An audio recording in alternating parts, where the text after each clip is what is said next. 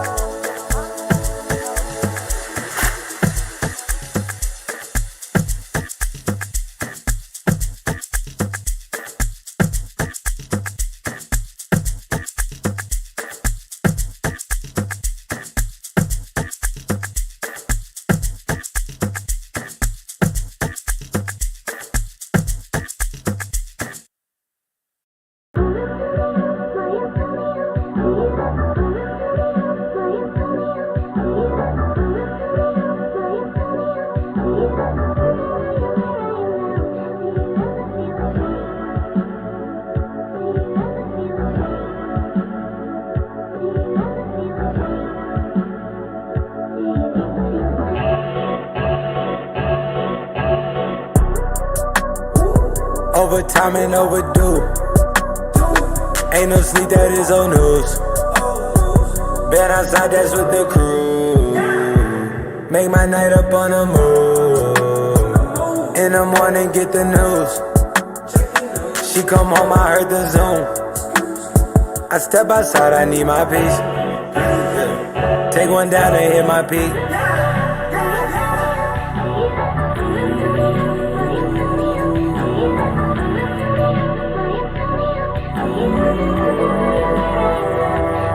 I feel I overuse myself, I overuse myself, I feel I overdid myself, I overdid myself, I feel I overuse my nights, I overdid my nights, I overdid my nights. Yeah. Hit the lights and hit the right.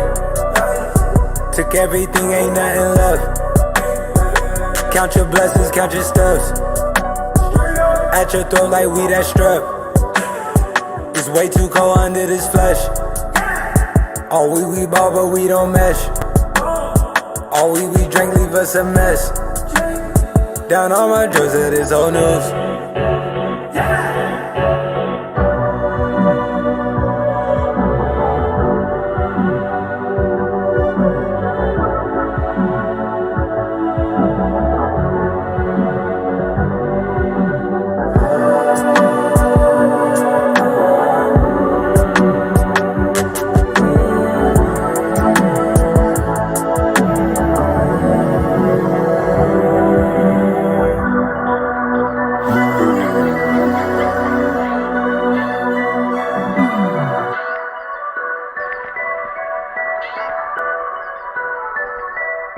I'm with a hero, been with Nudie.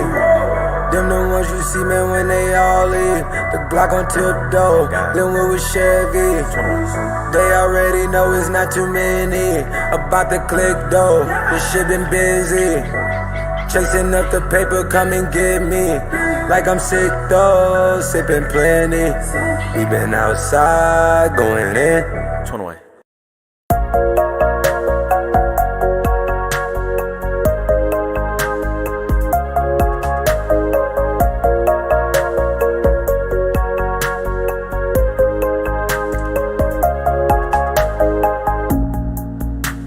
Cet été j'ai pensé à toi. J'ai désiré J'admirais tes contours et ta chaleur. En regardant sur la plage, ouais, quelquefois. Sans corps, ouais, mais sans corps qui ne sont pas toi. Tu m'en voudrais si je ne me retiens pas. Mais après tout, ce n'était pas vraiment l'art. Pour oublier dans tes bras si délicats. Sans corps, ouais, mais sans corps qui ne sont pas toi. I'm trying to feel it any way I can. It disappears on me, it makes me blind. I'm trying to feel it any way I can. But when I've got you, I think there's maybe better yet. I'm trying to feel it any way I can. It disappears on me, it makes me blind. I'm trying to feel it any way I can. But when I've got you, I think there's maybe better outside.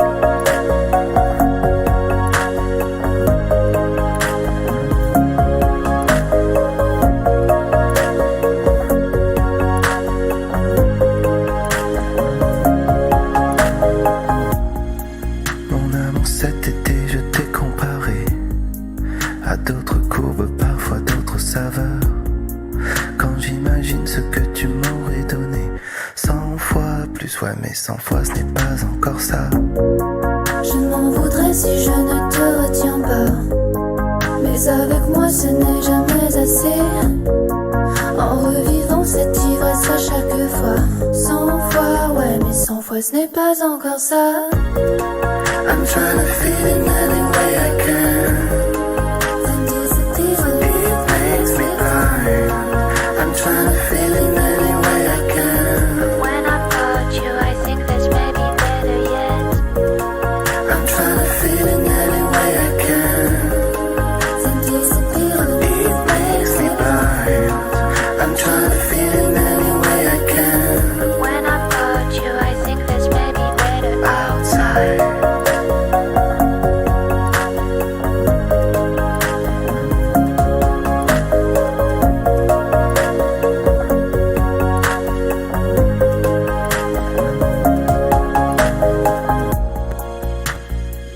Sans corps, ouais. Sans corps, ouais, sans corps. Sans corps, ouais. Sans corps, ouais, sans corps.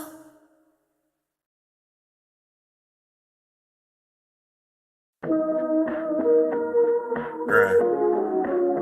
Trying to run it up. Wintertime.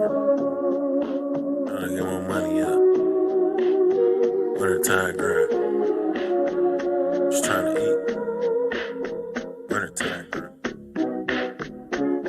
Dicky fit with the Tim's on, fell off but I'm still on. Chasing all these bitches ain't gon' help when the bills come. Stacking cheese up for 4 months, that's a real run. Slap a bitch with a 50 bar, make her feel dumb. I'm trying to run it up, I put the rollie up. I got the chains tucked, I put the frames up. I ain't really trying to get low, but I got to. I just wanna ball, but right now it ain't time to.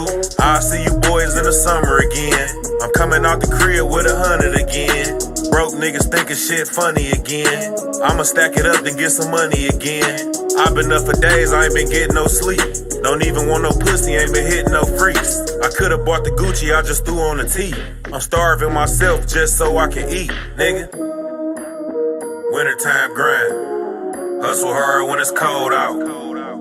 I'm on the wintertime grind. Stack the money, kick the hoes out. I'm on the wintertime grind. Staying out the club. I'm on the wintertime grind. I'm just trying to run it like up. you jogging with mics on for putting my ice on. I run through the bag, bro, then I'm going right home. I pray before bed, cause I'm living life wrong. These rap bitches naked, time to fuck with my white hoes. It's brown in the white slow, lean for the whole year. I never put my cup down, been leaning since 010. My conversation money even cut off my old friends. These rap niggas lying, talking work, never sold in. We grown on hold hands, want some, get your own bands. How you a road runner, dog, if you never road ran? I rock with my white boys heavy, I'm cold playing. Fuck rap break, get racks for my soul saying. If you had mine, you would cut off your own hands. Tryna have M's on my stash as an old man. If you got a plug, how the fuck is you broke then? I called up Peasy, now listen what bro saying. Wintertime grind. Hustle hard when it's cold out. I'm on the wintertime grind. Stack the money, kick the hoes out. I'm on a wintertime grind. Staying out the club. I'm on a wintertime grind. I'm just trying to run it up. Nigga, I got family depending on me. So what the fuck I look like not getting money? I do it so my son ain't gotta be in the streets. Plus I got a little brother bigger than me. I gotta be there for him when he really need me. If I don't bring the bread home, then who else gon' feed us? Yeah, it's good to pray cause we all need Jesus. But these niggas gotta give me 5K for a feature. Remember bitches used to say a nigga smell funny. Now they all on my dick cause they can smell money. I ain't fucking with these niggas, they might tell on me. Stacked enough to buy a bill, call it bail money. Stay on your grind, my nigga, let them have fun. Stay consistent and I promise you your time gon' come. Night joggies for the winter, staying out the mall. Counting up 100 bands while I'm saying fuck them all. Nigga, hey, wintertime grind. Hustle hard when it's cold out. I'm on a wintertime grind. Stack the money, kick the hoes out. I'm on a wintertime grind. Staying out the club. I'm on a wintertime grind. I'm just trying to run it up.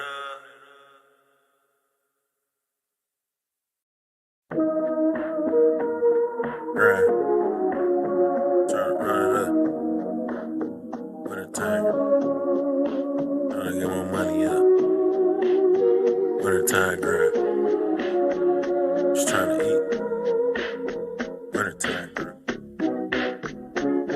Dicky fit with the Tim's on, fell off but I'm still on. Chasing all these bitches ain't gon' help when the bills come. Stacking cheese up for 4 months, that's a real run. Slap a bitch with a 50 bar, make her feel dumb. I'm trying to run it up, I put the rollie up. I got the chains tucked, I put the frames up. I ain't really trying to get low, but I got to. I just want a bar, but right now it ain't time to. I'll see you boys in the summer again. I'm coming out the crib with 100 again. Broke niggas thinking shit funny again. I'ma stack it up to get some money again. I've been up for days, I ain't been getting no sleep. Don't even want no pussy, ain't been hitting no freaks. I could've bought the Gucci, I just threw on the tee. I'm starving myself just so I can eat, nigga. Wintertime grind. Hustle hard when it's cold out. I'm on a wintertime grind. Stack the money, kick the hoes out. I'm on a wintertime grind. Staying out the club. I'm on a wintertime grind.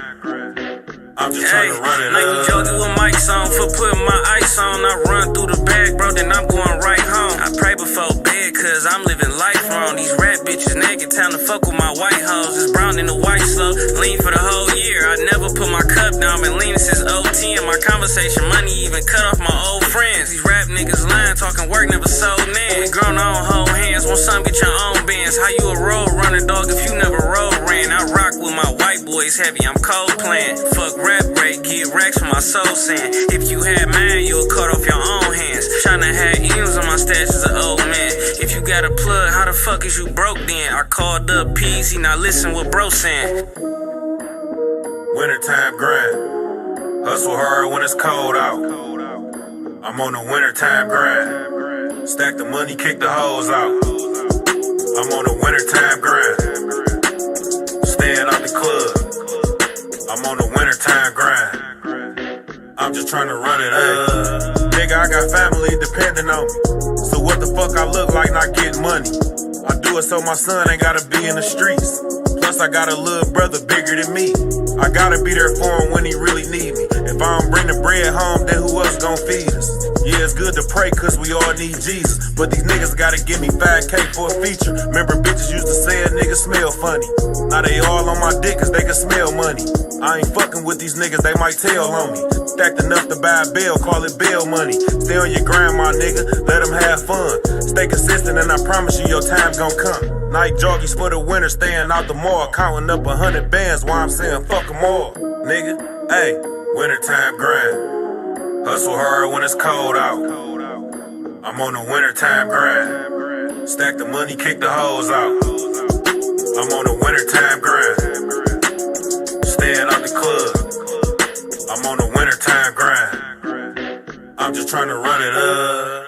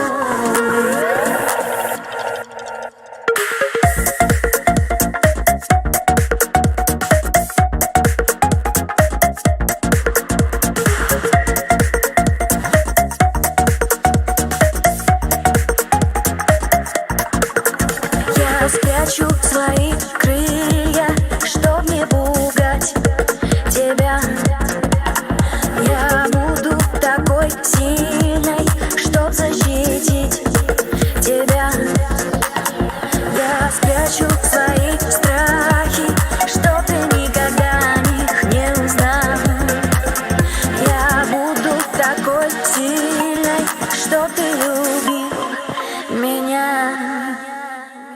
Я хочу лететь еще выше, чтоб не задеть города крыши.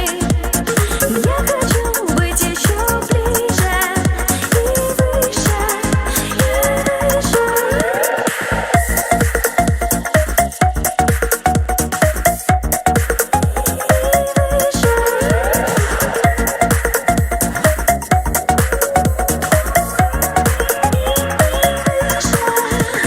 Скорость моих мыслей мне не догнать тебя.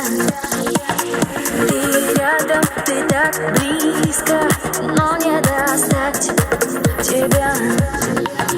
Ты спрятал, ты похитил сердце мое уже навсегда. Я буду к тебе ближе, я научусь летать. Я хочу лететь еще выше, чтоб не задеть города крыши. Я хочу быть еще ближе и выше, и выше. Я хочу лететь еще выше, чтоб не задеть города крыши.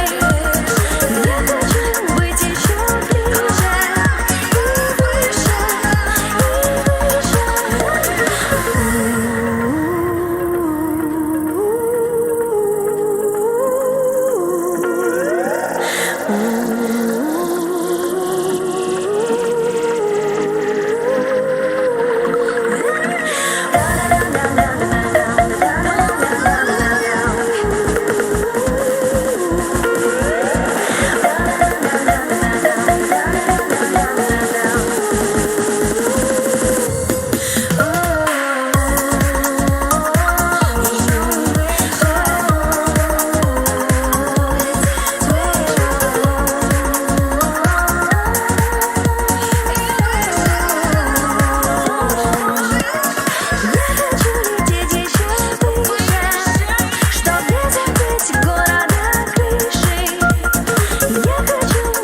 выше.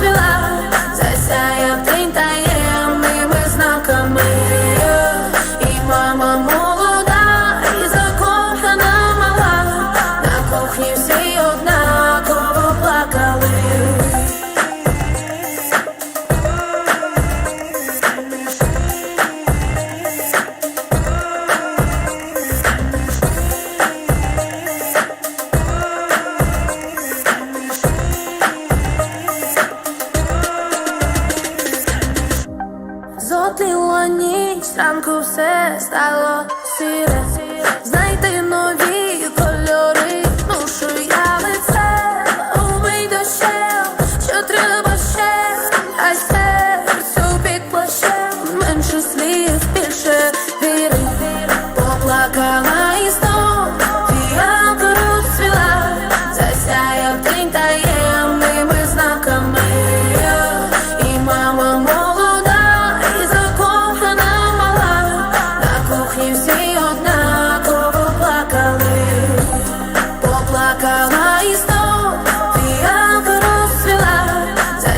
я в день таємними знаками.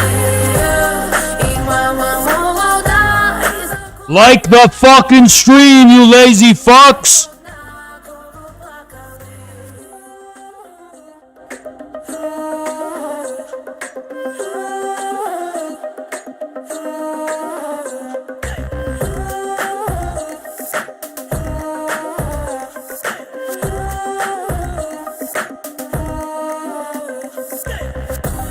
поплакала і знов фіалка розцвіла, засяяв день таємними знаками. І мама молода, і закохана мала, на кухні всі однаково плакали. Поплакала і знов фіалка розцвіла, засяяв день таємними знаками. І мама молода, і закохана мала, на кухні всі однаково плакали.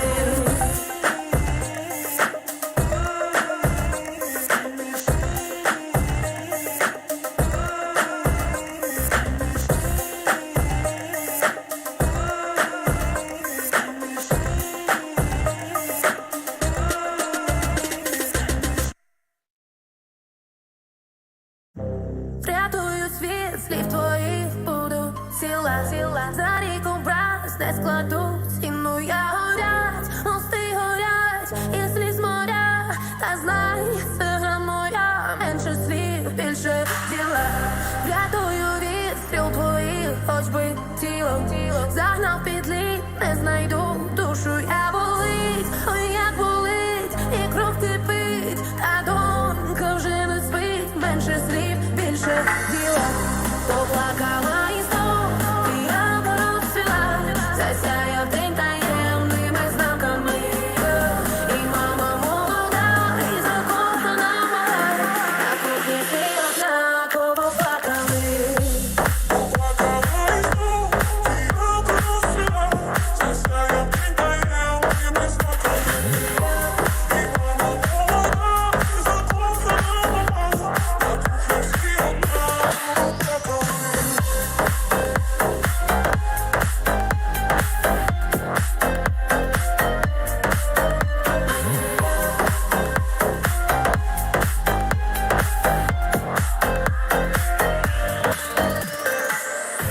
Золотила ніч, ранку все стало сіре.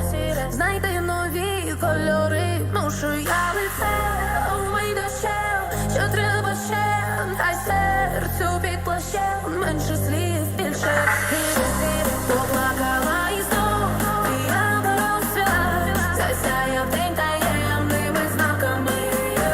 І мама молода, і закохана мала, на кухні всі однаково плакали.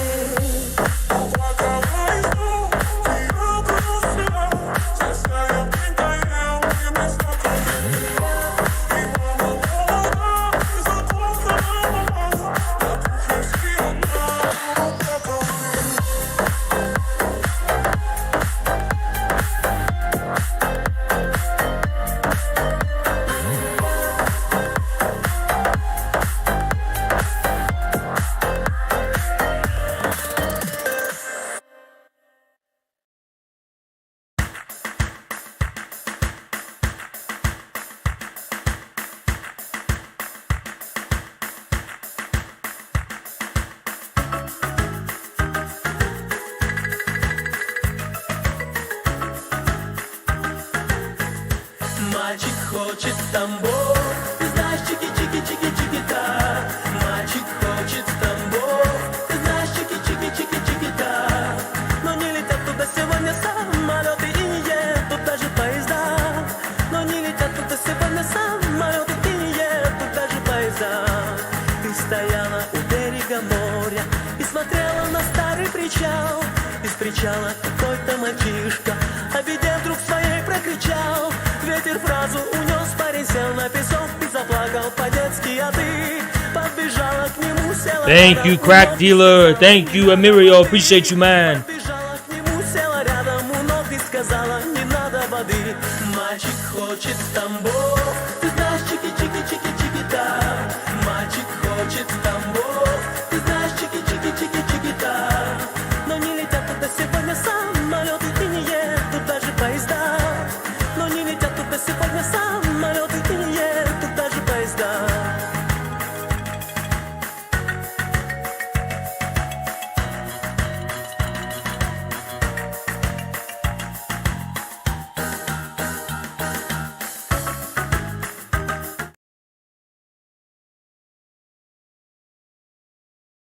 I swear I have an excuse, guys, for being so late. Streaming so late. We gotta put an end to this, all right? Let's be frank, sober analysis. Frank, sober analysis of my management of the infrared channel in the month of October and so far in November. Let's do a frank self-criticism, because I'm gonna do a very frank self-criticism right now. I've been fumbling the bag, all right? Infrared hasn't grown in like a month. We're still at 24,000 subscribers. This is horrific growth. Thank you so much, Young. Appreciate you. This dono is not for Dr. Ross, but for DJ Hayes' based set. The worst thing to do for a corporation is to report bad news. But I want to be frank with you guys. I'm going to be like Elon Musk running Twitter when he's talking about how Twitter is losing revenue. Now, I'm not saying this to say that, oh, I'm losing money. That's not an issue. You guys are very generous as a community, and you're keeping this thing afloat. So that's not what I'm saying. I'm saying in terms of growth, I have been fumbling the bag because I haven't been streaming very consistently. And I'm in the process of fucking moving is the problem, right? And I'm not going to get settled in until probably late this week, if that, right? I'm not sure what the timeline is. But it's just I've been in this crazy, chaotic process of moving. And then, oh boy, today I do have an excuse for streaming this fucking late. Let me just say that there's a few things. First, I did apologize to him in email. I want to say sorry to James from Modern Day Debate. Because I had a debate scheduled for today at like 7:45 and I completely fucking forgot it. And I woke up around like 8 p.m. or some shit. And that's a different story how that happened. But I woke up at like 8 p.m. and then I was like, holy fuck, I missed it. So it's getting postponed to Monday, is what he told me. Yeah. So I'll do some self-criticism. I've been fumbling the fucking bag. But today I genuinely did have a good excuse, and it was the fucking fact that I woke up at like 8 p.m.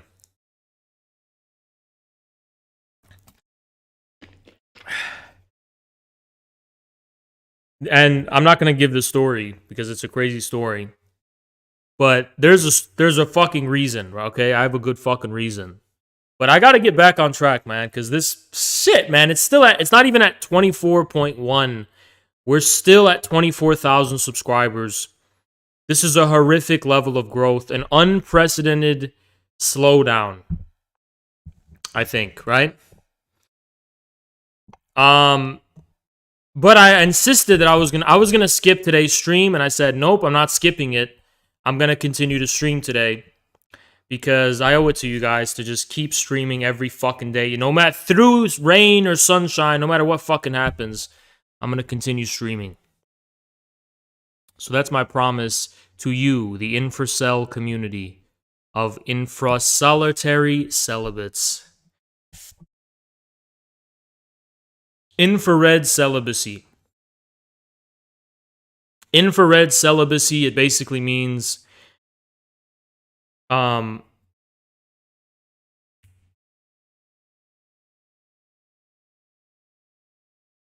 basically means you don't I don't know, you have sex in the cold or some shit, I don't know. But there's something to it, okay? There's something to that infracell thing. That makes us all a brotherhood with some women in it. A brother sisterhood. Anyway, guys, welcome raiders, and thank you so much, Jackson, for the raid. And thank you, Jackson, for saving my stream, because the stream would have been fucking dead without Jackson tonight, probably, right? So thank you for that. Appreciate it a lot. And we have a few things to talk about today. Well, we have a lot of things to talk about, but we will also have a few things to talk about, okay? Now, first and foremost, I want to talk about my day. So I woke up at 8 p.m., and then I went to the gym. And then at the gym, they didn't have water, so I had to drive to a gas station to buy water. And then once I got my water, I went to the gym, and I exercised, and I listened to Turkish nationalist music. And the reason I did that is because I was thinking about the Ottoman Empire. And I'm not Turkish at all. And I'm not even a fan of Turkish nationalism whatsoever. but I am a fan. I'm just interested in the Ottoman Empire historically, right? I'm kind of schizo. I just listen to crazy shit all the time. But I was exercising. I was lifting to Turkish. I'm gonna show you the song I was working out to, right? This is what I was listening to.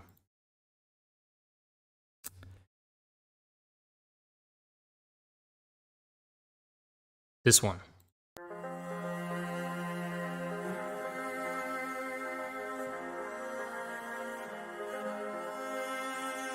This is what I was listening to at the gym, okay?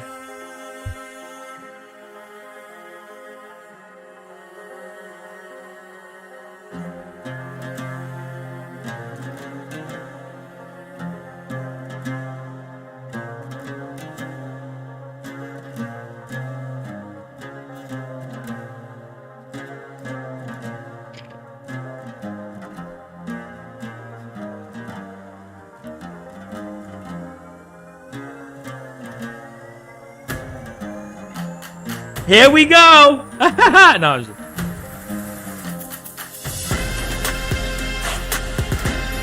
So this is what I was listening to today.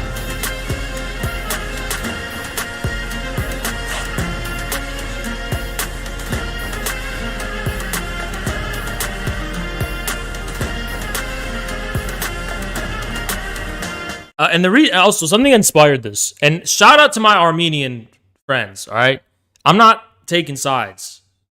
And I love Armenia, and I love Armenians, okay?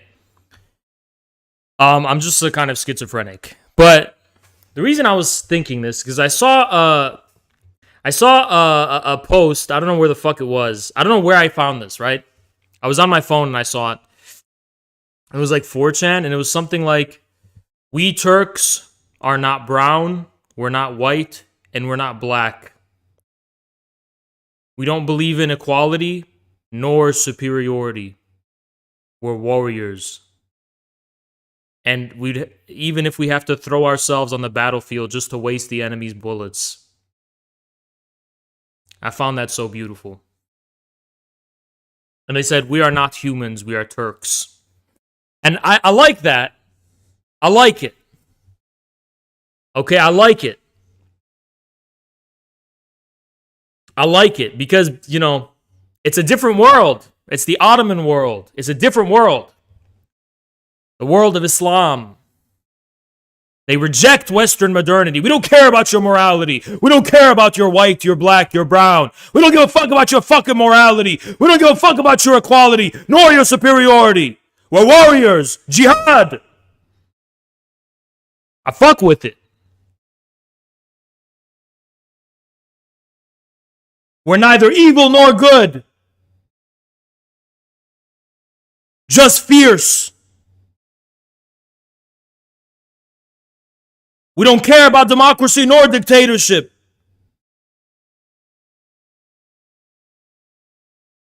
Neither east nor west. There's something like dark about it, but I fucking like it a lot. Okay?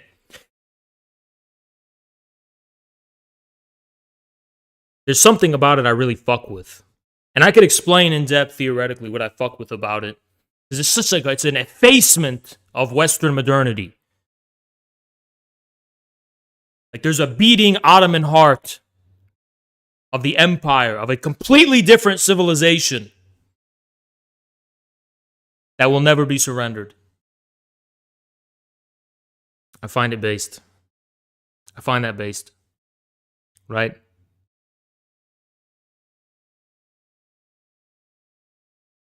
I like this idea, right?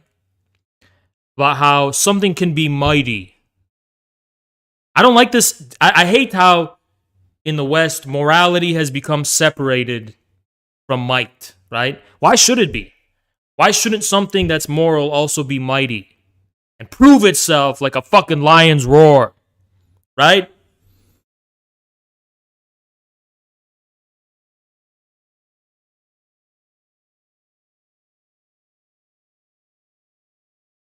I don't know. I don't know if I'm a Safavid or an Ottoman. I'm kind of a Safavid some days, and sometimes I'm an Ottoman. And then some days I'm part of Muscovy. And I'm just not loyal to anyone, right? I'm like a rootless, disloyal schemer from Phoenicia. I'm a Phoenician, I'm a Phoenician Lebanese. But I fight for many empires, okay? I fight for the Yuan dynasty, and I'll fight for the Ming dynasty, and I'll fight for the Qing dynasty, and I'll fight for the Mongols, and I'll fight for the Muscovites, and I'll fight for the Turks, and I'll fight for the Persians, the Safavids, and I'll fight for... I'm like a mercenary, and I like all of them.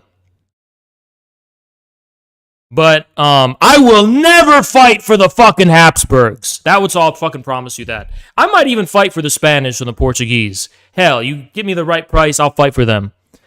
I will never fight for fucking Habsburgs, okay? And I will never fight for Poland. The Polish-Lithuanian Commonwealth. Fuck off, I'm not going to fight for you, okay? And I will not fight for the Dutch nor the British. Would I fight for France? Possibly. Napoleonic France. I would fight for Napoleonic France, possibly. That's a strong possibility, depending if I get to stay in Europe. I don't want to go and fight Haitians. I want to stay in Europe and fight there. I could do that.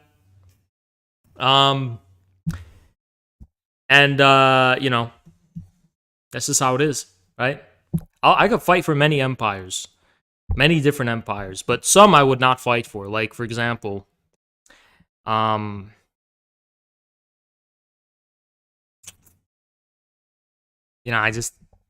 don't know. I would fight for the Zulus. I would definitely fight for the Zulus, right? I would join the Zulus. See, the thing is, I get it. I'm like, you know what I am? I'm not an internationalist. I'm not a globalist.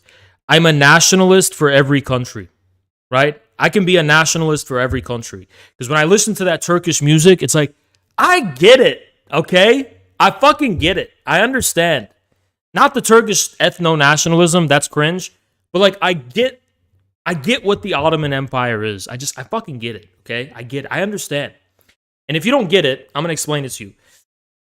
It's the last Islamic empire. It's the empire at the end of history. It's the empire of the end times. It's the empire of the apocalypse. It's the entire empire that awaits us, that is the waiting room for the next life. Right? It's the empire that's like a funeral at the same time, and it's awaiting our passage into the next life. And we fight here at the edge of history. We fight here right before the end of history, right before the apocalypse, right before the end times. I get it. Okay, I get it. I get it.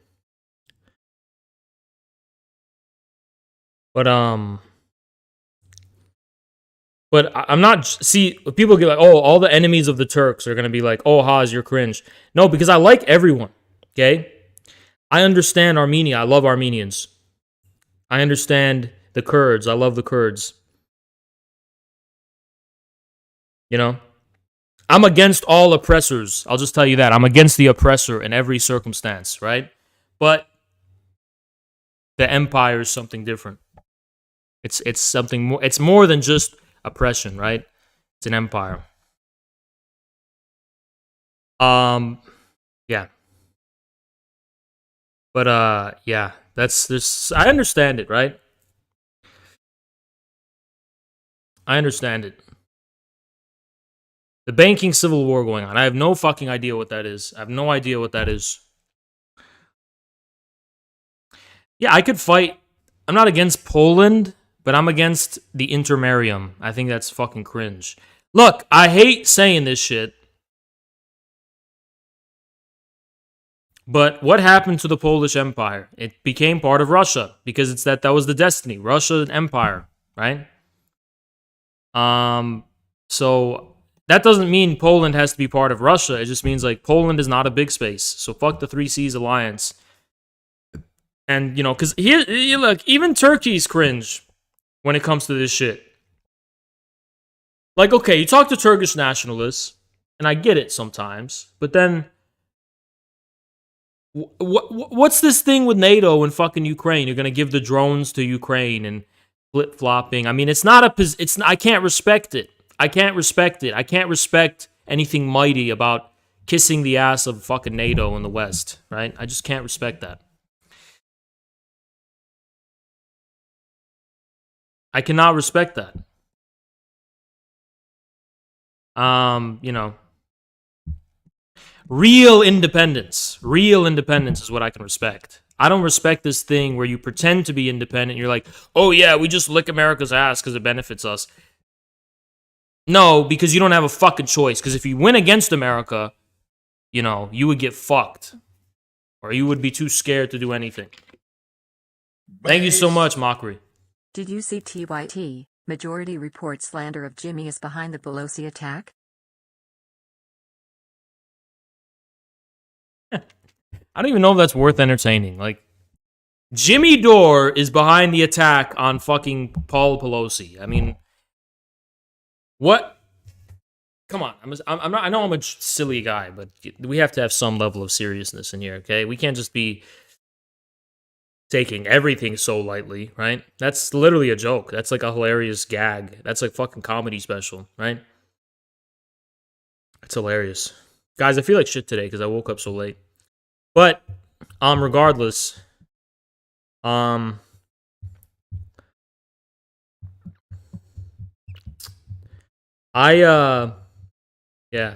Some say that Haas, even though I'm Lebanese, some say I have Mongol Turkic ancestry.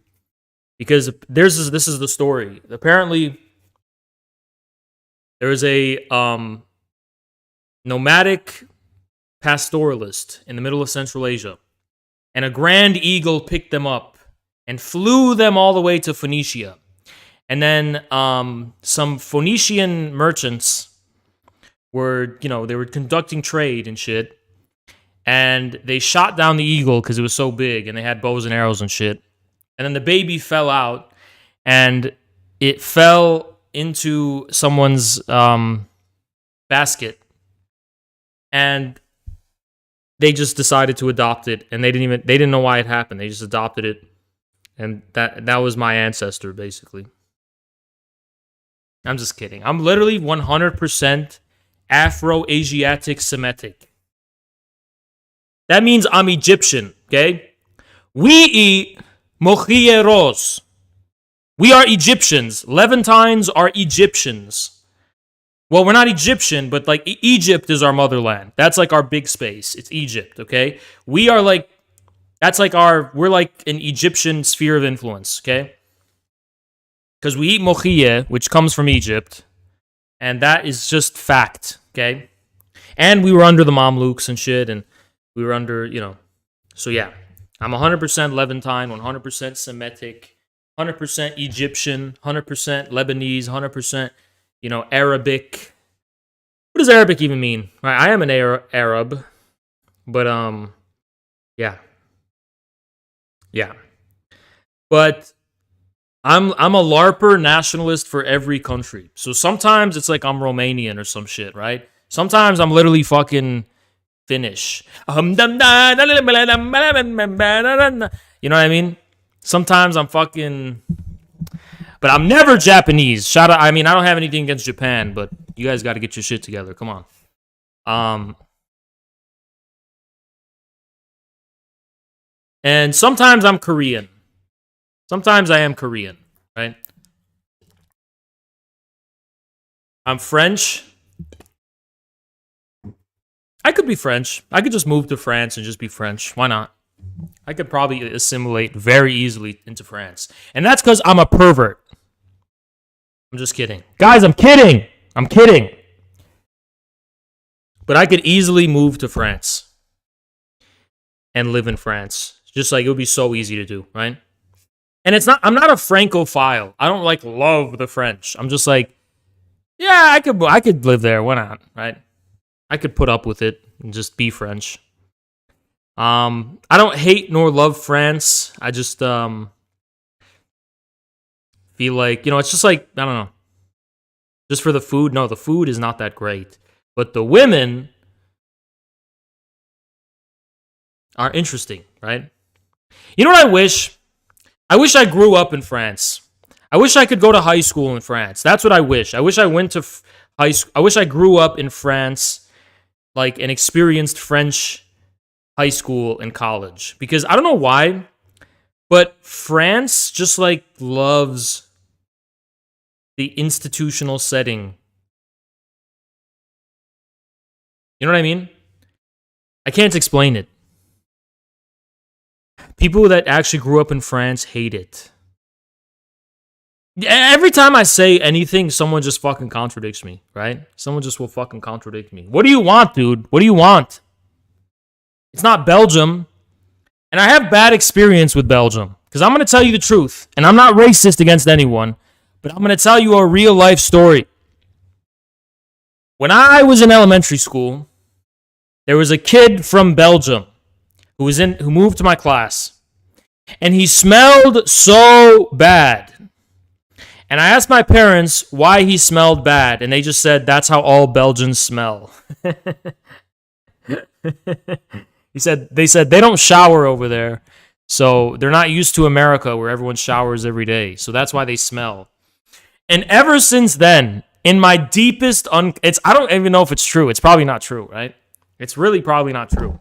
But ever since then, in my deepest subconscious, in my deepest unconscious, ever since then, I've always assumed Belgium was a smelly place. I've always assumed it smells. Just because of one kid from Belgium who was in my class and because of what my parents told me. I literally wrote off the entire country of Belgium. I was like, you know what? And why do I hate Belgium? I don't know why I don't like it. What's the reason? Because every time like people ask me, I'm like, yeah, fuck Belgium. It should just be part of France or some shit. Why does that country even exist? Dude, what do I have against Belgium, right? This is what racism is. It's like you don't even know like why you're prejudiced against people, and it turns out to be for like stupid reasons. But the only reason I've ever been against Belgium is because there was that smelly kid in elementary school. And that's just how memory and trauma works. That's just how it works. Oh, yeah, the Congo shit was, horrible. But, yeah, I don't know. Belgium, I've just had bad views about Belgium forever, right? For a long time. And I also don't like the Netherlands at all. I don't like the Netherlands. The Dutch, not a fan. Not a fan. Except Neatfeet, who I love. I love Neatfeet. Neatfeet should be the king of the fucking Netherlands, all right? Make Neatfeet king of Netherlands. Oh, we're talking about Europe. Because I have actually something to show you guys. Related to one European country. Germany. Apparently Germany is just the place where Hitler is from and nothing else. Because, well, I'll show you. I'll show you the context. And my stomach hurts right now, man. I think I have diarrhea. I'm Indonesian. Indonesia is a country I know nothing about. I know a little about the Philippines. Not much. But Indonesia... Oh, I only know about the martial arts. That's it. Filipino and Indonesian martial arts. That's something I know about. Whenever I think of Southeast Asia, I just think of martial arts. I just think of people who are in the jungle with knives and they're martial arts. And they're stabbing people and shit. Based? Actually, there are countries I dislike, but I'm never going to name them.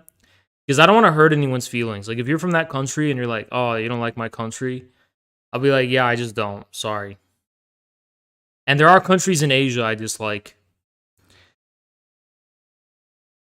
There's one country I really dislike, actually, in Asia. I'm not going to tell you what it is, though.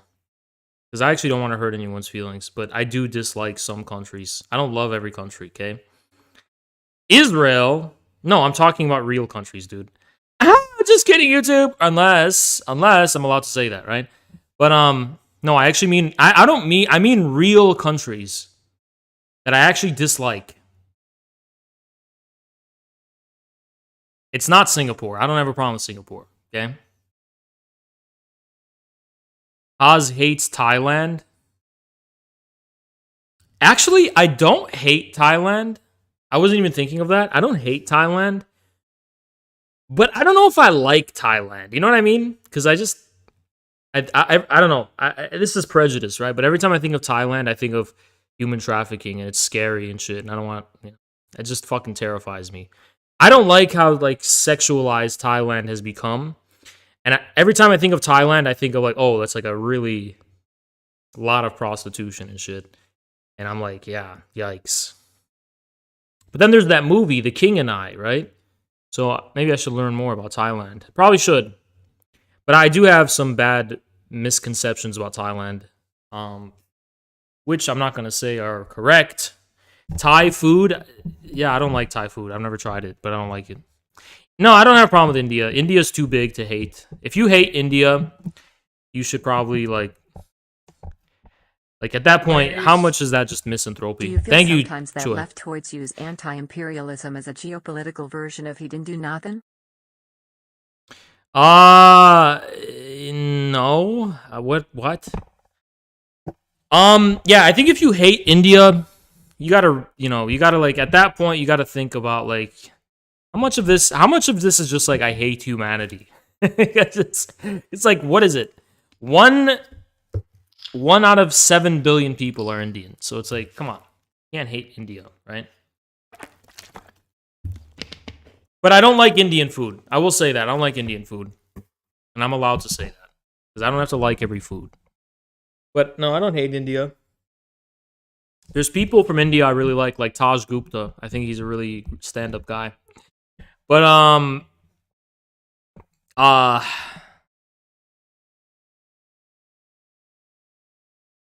do you hate the Philippines? Nope. You guys have not gotten it yet. Actually, you guys have gotten it. And I'm not going to say it. I'm kind of neutral toward Japan. You know, one thing I really like about Japan is I like their artistic... No, I don't hate Japan. Kojima carries Japan. I like Japan because of Kojima. I like it just because of Kojima. And other reasons. Because, you know, there's so many smart philosophers and theorists and artists from Japan. So there's things about Japan I appreciate, right? No, I like South Korea. It's not as based as North Korea, but I love Koreans. So Korea is one of my favorite peoples. Definitely not Korea. Why would it be Malaysia? It's not Malaysia. It's not Malaysia. It's not Nepal. It's not Myanmar. It's not Bhutan. I think Bhutan's cool, actually. It's like snowy there, right? That's where they filmed The Dark Knight. So, not Dark Knight. What is it called? Batman Begins. That's where they filmed it. It's pretty cool. Cambodia? No, that's like one of my favorite countries. But you're close. I'm just kidding. Shit. Stop, okay? Stop.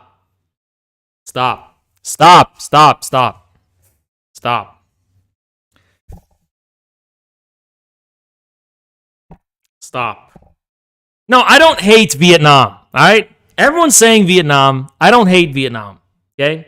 I don't hate Vietnam. Vietnam was cool when Ho Chi Minh was around. And then afterwards it's just kind of different, right? I don't know. You know what I mean? Like, I don't know. But I don't hate Vietnam. You're wrong. You're wrong, okay? No, Bangladesh is fine.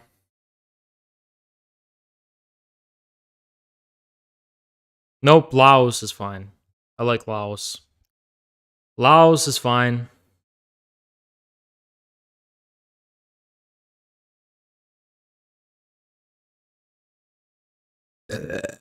Nope, Brunei is cool. I like Georgia. I don't have anything against Georgia. You guys are getting this all wrong. Why the fuck would I hate Uzbekistan? Based on what? No, Sri Lanka's fine. Stop trying to fucking guess, okay? You're not going to guess it. You're not going to guess it, okay? It's not Pakistan. It's not Myanmar. It's not Burma. Same country, by the way. It's not Singapore. It's not Georgia. It's not fucking Manchuria. It's definitely not Manchuria. Yeah, I do hate Lebanon, actually. Yeah, Lebanon sucks. Because it's not real. My least favorite countries in the Middle East. In order. Ready?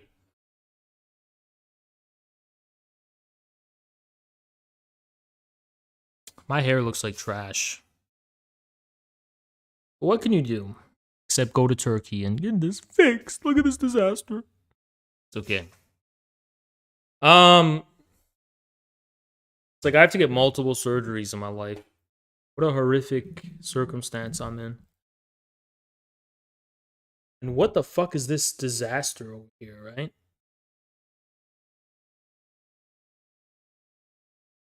Okay.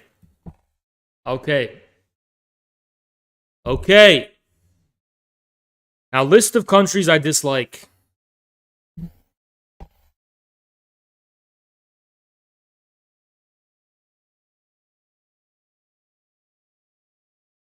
Lebanon.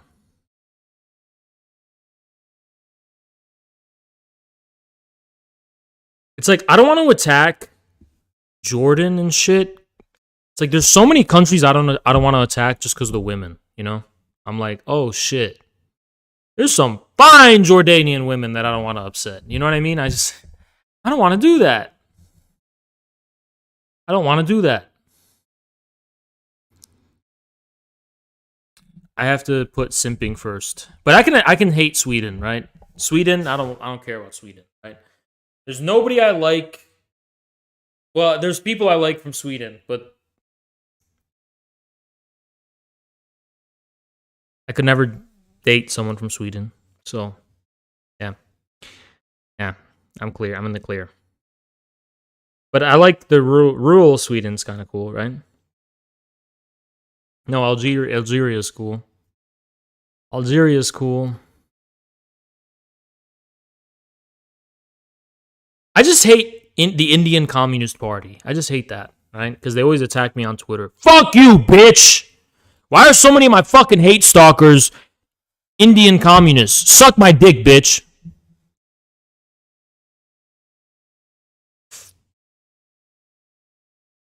It's like, why? Why are they always on my fucking dick? And they're always fucking pro-environmentalist, and they're always pro-vegan, and they're always fucking pro, woke, disgusting Swedish social democrat shit, asswipe, disgusting fucking, fucking leftoid. This. I'm gonna just make a conspiracy.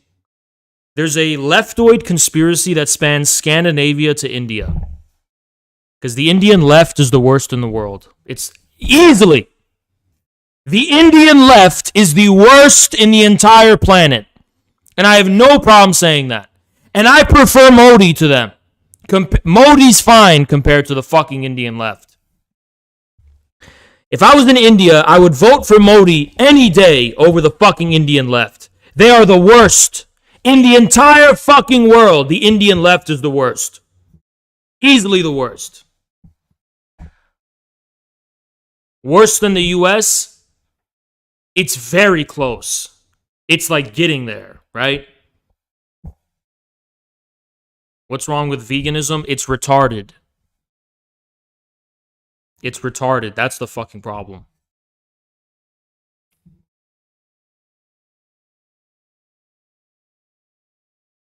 And I'm sick of white girls who go to India and like listen to fucking 1,000 miles while just trying to go on a yoga retreat. I crossed 1,000 miles. Shut the fuck up. You're from California. You're not a fucking Aryan. Just because you have blonde hair, it doesn't mean you're an Aryan. Aryans were brown Indians. They were not fucking blonde-haired women from fucking Ireland or some shit. Stop fucking going to India and LARPing as a fucking Aryan Hindu Hitlerite. But other than that, I have nothing bad to say about India. Except I'm not a fan of the food. But that's it. I've never tasted the food. Did you know that? But I just don't think I'd be a fan, right? Anyway, and I don't like any Arabic food that's not Lebanese. I'm going to say something to all the Arabs who are not Lebanese. You don't know how to make food, so stop trying. It tastes horrible. I'm getting banned from every non-Lebanese Arab restaurant right now, but I don't care. Because even though I like those restaurants, why are you different than Lebanese food? I grew up on Lebanese food, and they're just they're just different? How dare you? But, you know, non-Arabic Lebanese food is just horrific. No. Okay, look, I'm sure Iranian food is good. I'm sure it's good. But I have to make a critique of it. Because one time I went to a Persian restaurant, and it was like a fast food restaurant, Persian fast food restaurant, and they had chicken shawarma. I was like, oh, okay, I'll order this. And I wanted to vomit. Am I wrong? Am I wrong? I'm sure Persian food is good. But don't make shawarmas, because I had one experience that was bad, so all Persian food is to be blamed now. No, I'm kidding. I'm saying I've had Persian food. It's very good. It's actually very good. I've actually had real Persian food, but that shawarma was horrible.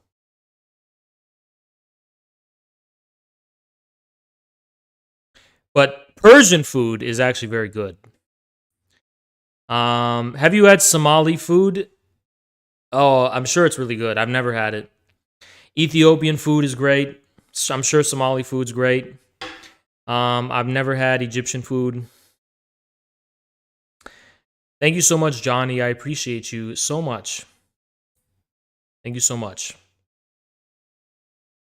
Thank you so much, Johnny. Appreciate it, man. Why is a Persian restaurant selling chicken shawarma WTF? I don't know.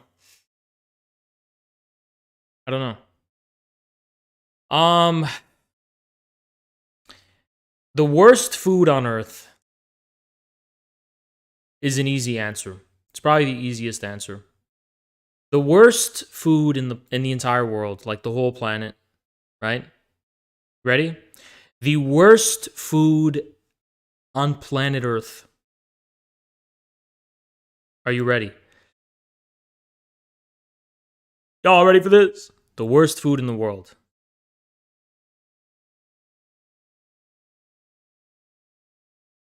British food. British food. Let's talk about British food. Because it's the worst in the world. It's the worst on planet Earth. And let's talk about it. All of you guys in Britain, you guys got to get your shit together. Because I know it's soggy and rainy over there all the fucking time and miserable. And you just don't have a problem eating that. I think they just want to eat bad food, right?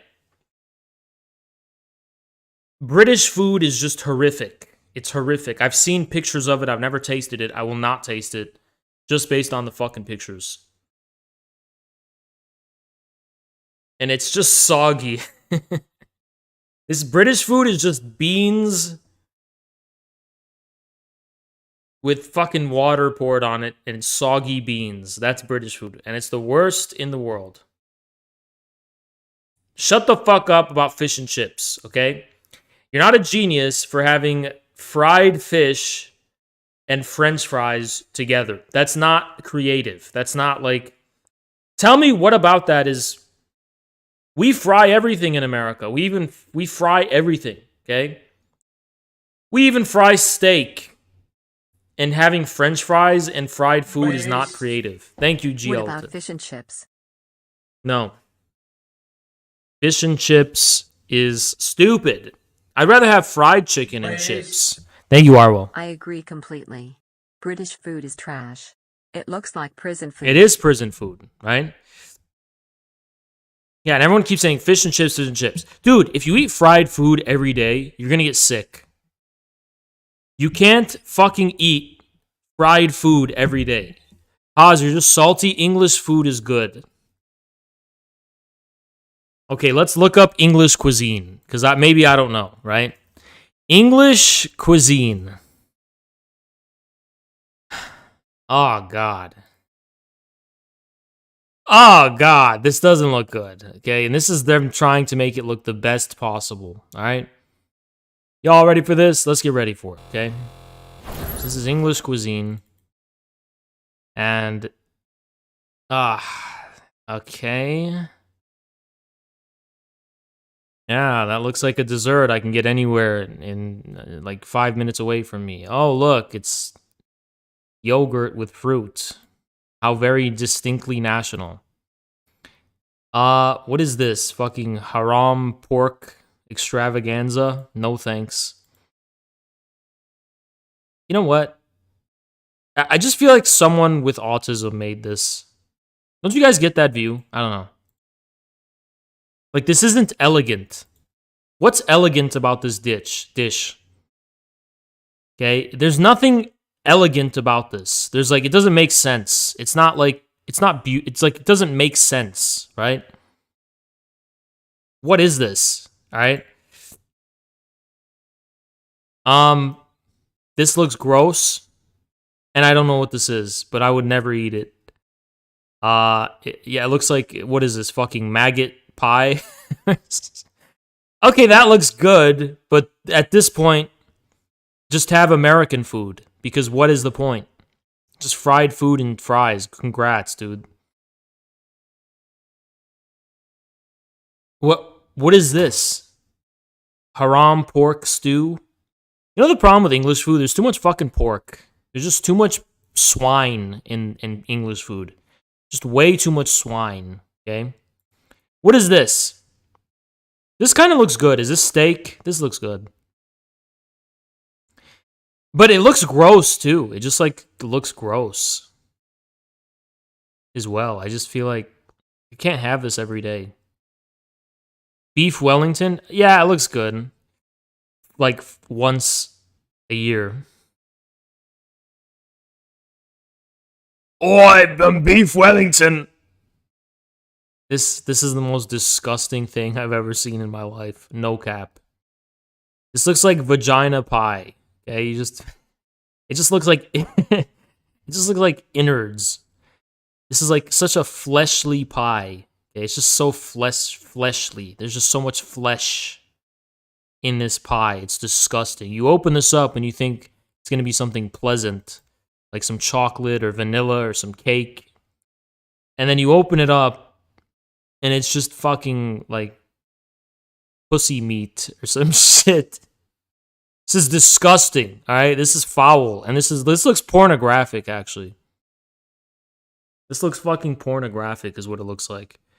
It's disgusting. Yeah, the Queen's pie. It's just gross, bro. This is gross.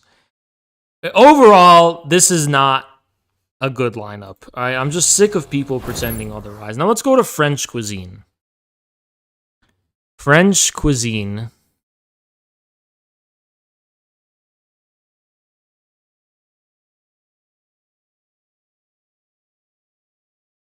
This doesn't look good either, I'm gonna be honest. There's not like a comparison one. Let's do American cuisine.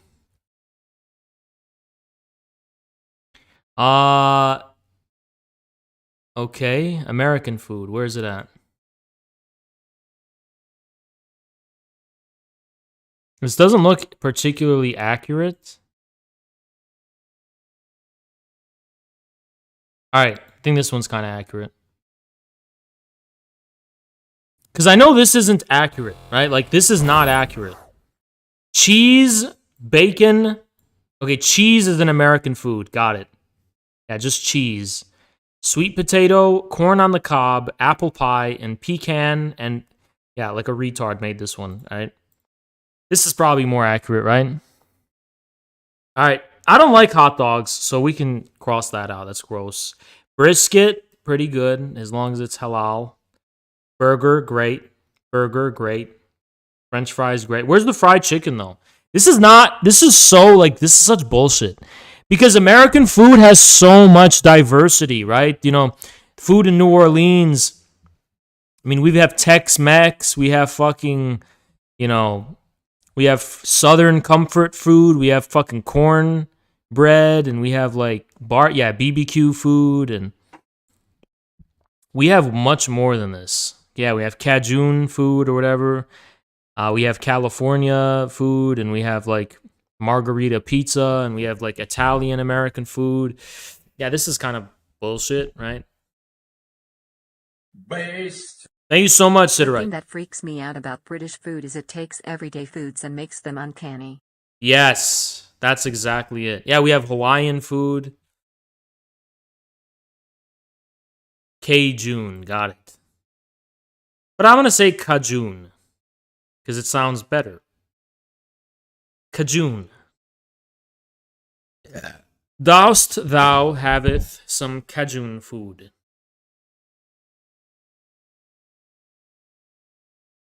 This is horrific. I've had food waiting outside my door for like 2 hours. Okay? I'm going to show you some real food.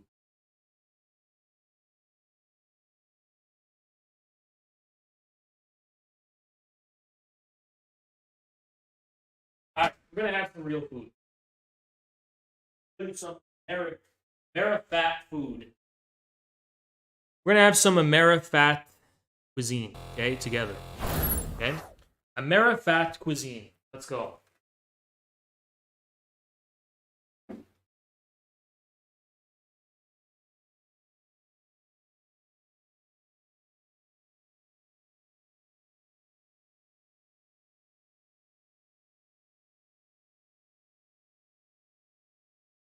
All right, first up,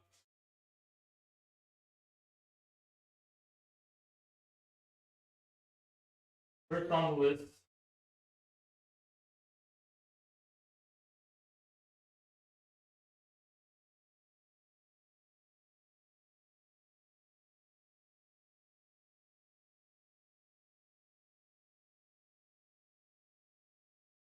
list, for the Amerifat cuisine, the traditional American fat fries.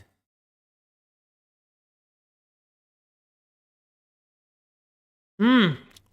Mmm. Mmm.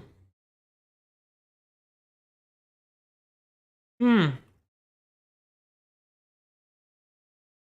Blimey, mate. Mmm. Mmm.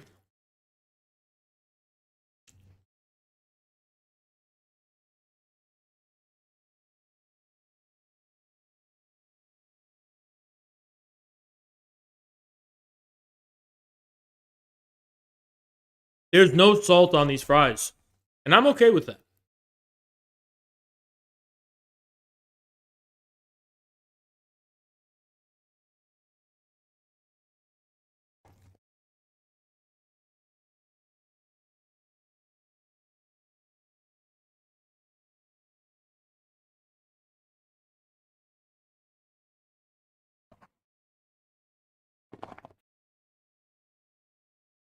These are freedom fries.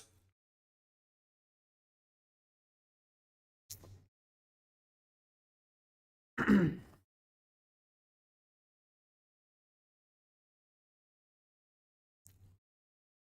gonna eat this, and I'm done with the fries.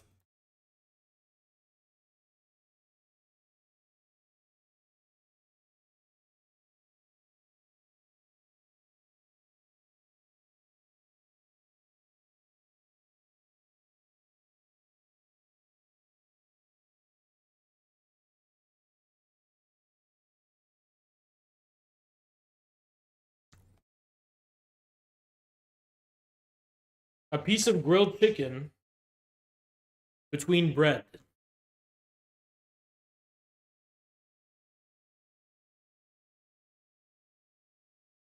Okay.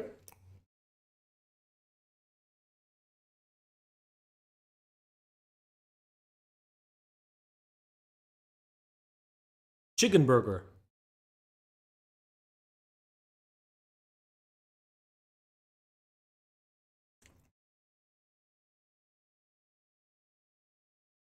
Am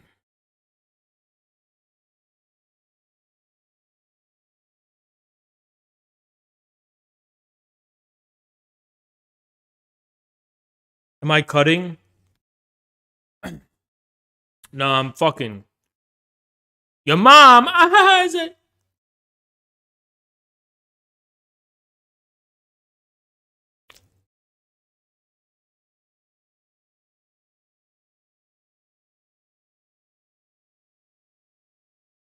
Grilled chicken ain't good.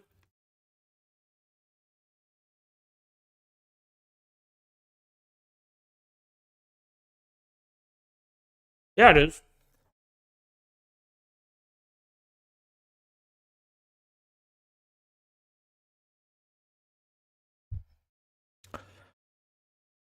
Miss Dono from Frank. Dude, Emirio, I don't miss donos. Thank you, Frank, for the Canadian 5. It has to be American USD $5 to go through the alerts.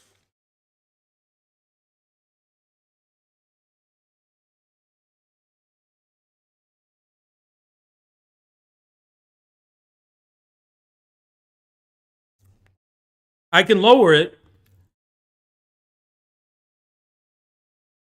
but that's how it is right now. Mm. Mm. Mm.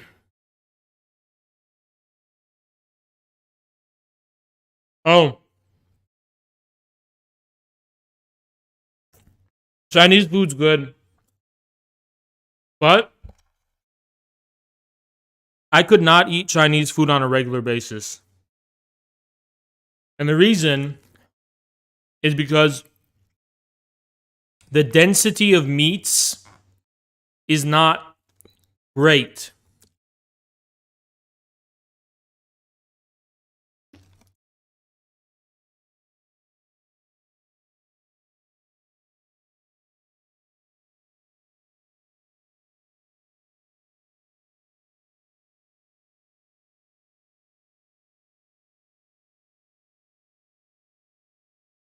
That's Hong Kong food.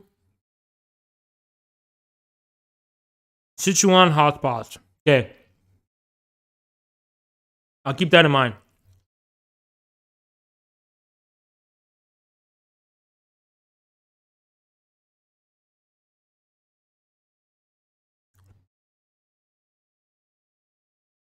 Guys,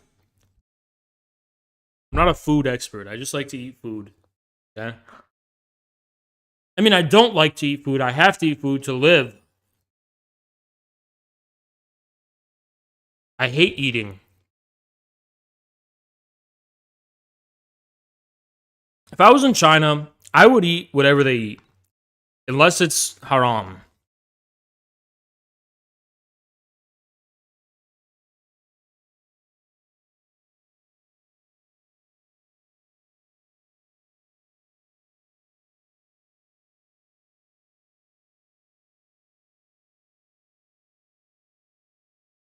But Chinese dessert is delicious.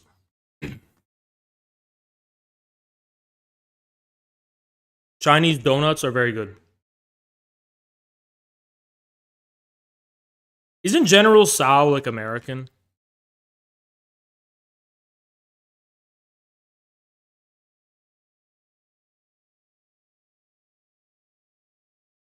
In a sec.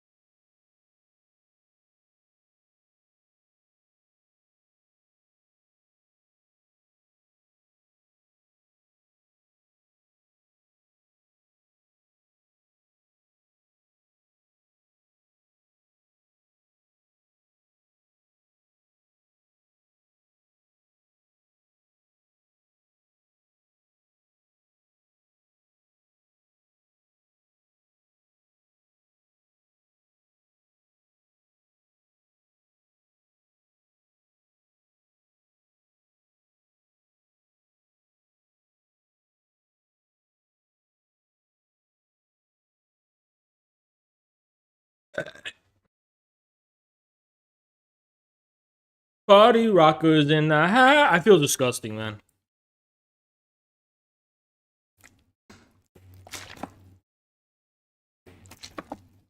All right, speaking of Europe,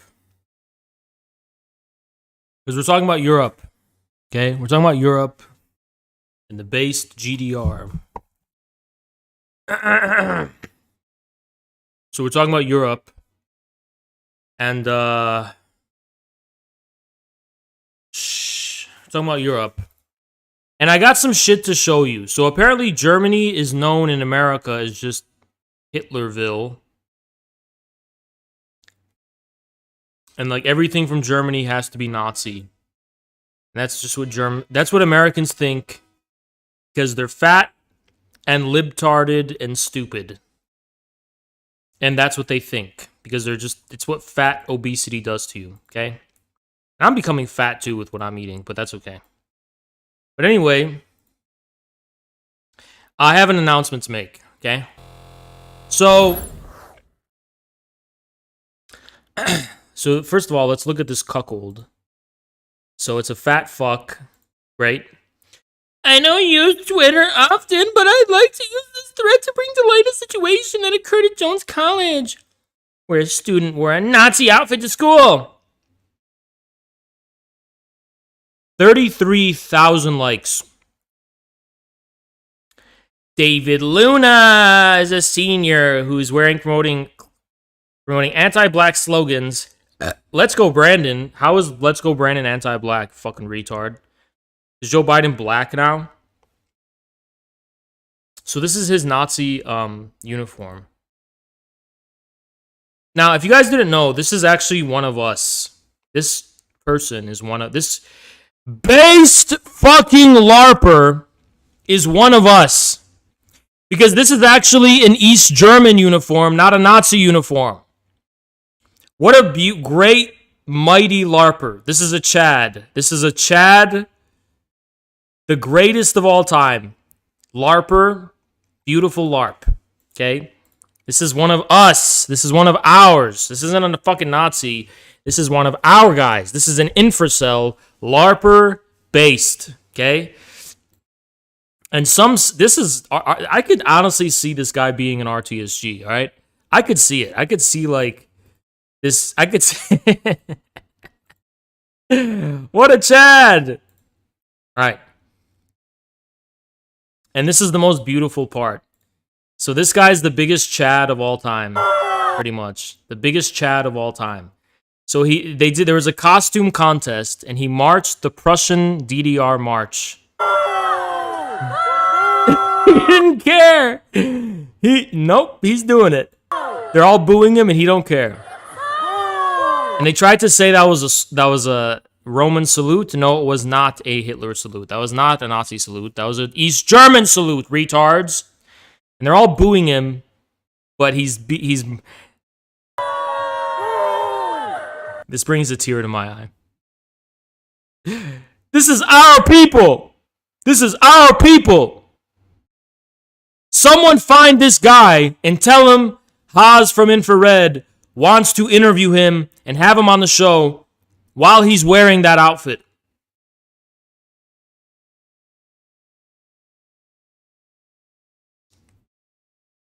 What a Chad.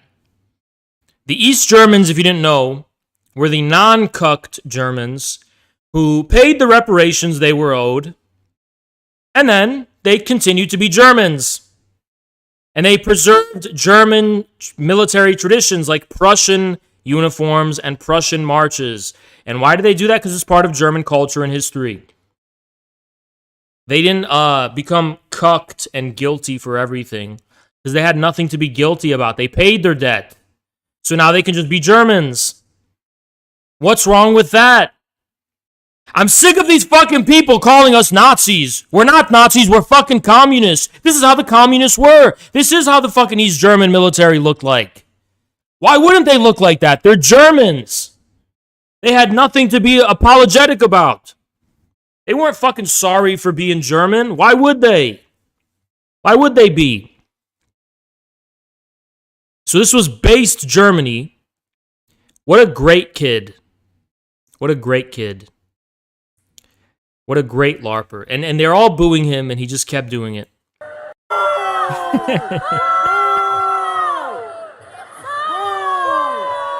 He said, nope, I don't care.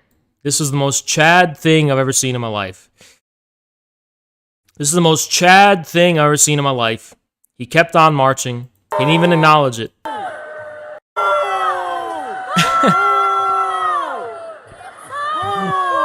They called him a Nazi. This is not a Nazi uniform. This is literally a DDR uniform. It's an East German uniform. How is that a Nazi? What an innocent Chad, all right? This is literally such an innocent... What a great guy. They said he did a Nazi goose walk. You fucking bitch. This is literally an East German soldier, okay? And the retards thought he was a Nazi because they're just fucking stupid, all right? You don't have to either be a libtard or a fucking Nazi. You could also just be a fucking communist. You know that? You know, there's like, the choice is not between being a fucking libtard and a fucking Nazi. You know, there's like, you can just be a fucking communist, right? See, let me tell you something. The legacy of communism and socialism, they're trying to make us forget. They're trying to make it, they're trying to convince us that East Germany never existed. And it's like, oh, you could either be a based Nazi or a cringe libtard. And that serves the NATO deep state. Because the NATO deep state is filled with Nazis. So they want you to think that in order to preserve your culture and preserve being a Chad and shit, you have to become a fucking Nazi. And they want to make you fucking forget the DDR and the East Germany. They want to make you forget it.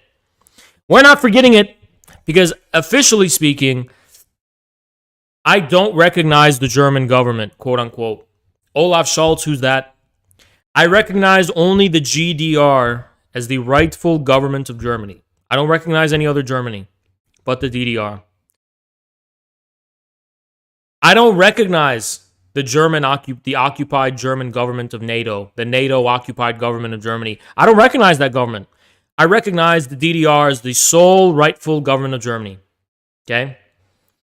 And this kid is based, and a lot of people think the AfD was Nazi. No, it wasn't. It was East German, retard. The AfD was East German. Nostalgia. Their nationalism was just the DDR patriotism that they lost after the fucking wall fell and they had to become libtard cosmopolitans. The AfD was a DDR remnant. You know? They call him Nazi. How is a Nazi? Where's the Nazi? The Nazis all went to NATO, part of the NATO deep state. Oh, because they're national, they're Nazis? Because they have national character and shit, they're Nazis, really? Because they're fierce patriots defending their motherland, their homeland with rifles and fucking Kalashnikovs, that makes them fucking Nazis? How does that fucking make Nazis? Because they're proud of their homeland and they're proud of their country, that makes them Nazis? Get the fuck out of here. Thank you, Nocturnalism. Yeah. The East German military was known for its progressive, non-heteronormative, neurodivergent, xenogeffered, ethically sourced AOC union clothing. Yeah. Why wouldn't they fucking look like Germans? They're Germans. This is what a German uniform looks like. It's a Prussian uniform. It's part of German fucking history. The DDR preserved German culture. West Germany imported pornography and smut and filth and garbage. The choice is obvious. But they're trying to say we're Nazis. We're not Nazis, bitch. We're communists. This is not a Nazi. This is an infracell. This is one of us. Oh my god, it's a Nazi uniform. No, you are a libtard bitch. You are a fucking libtard, idiot, Nazi bitch. You think everything is Nazi that's outside of libtardism. No, it's fucking not.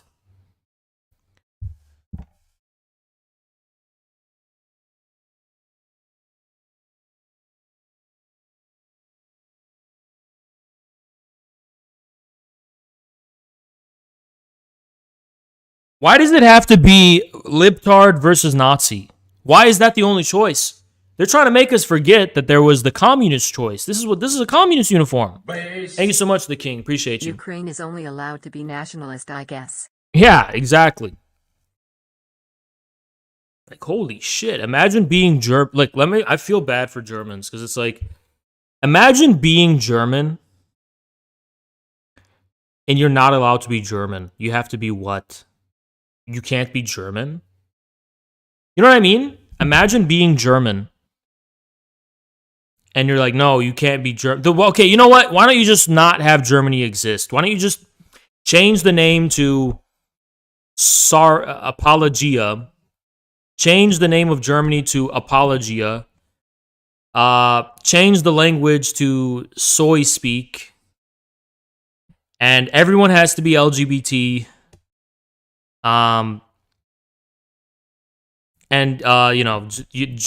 Germany's done. It's gone forever.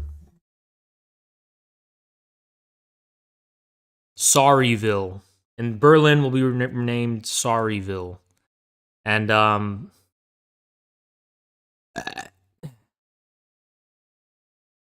that way no one in America will be offended.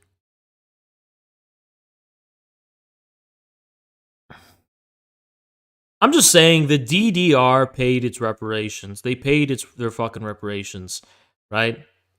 So they paid their debt. So what else do you fucking want? You know what I mean? They were given a debt and they paid it off. So fuck off. It's not like it's not like the treaty said, "Oh yeah, Germans have to go extinct now. They can't exist anymore." What? No, yeah, the Germans were horrible in World War II. Horrible. And then they paid their debt back to the Soviets. And then, okay, the beef is squashed. What else do you fucking want? We have to be cucked to liberalism and NATO and fucking, that's what we have to do? That doesn't make any sense. That doesn't make any sense to me. So, yeah, Twitter, remember, 33,000 likes. And,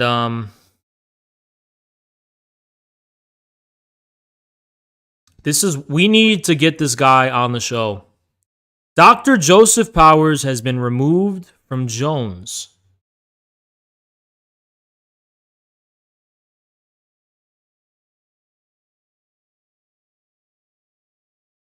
They kicked him out.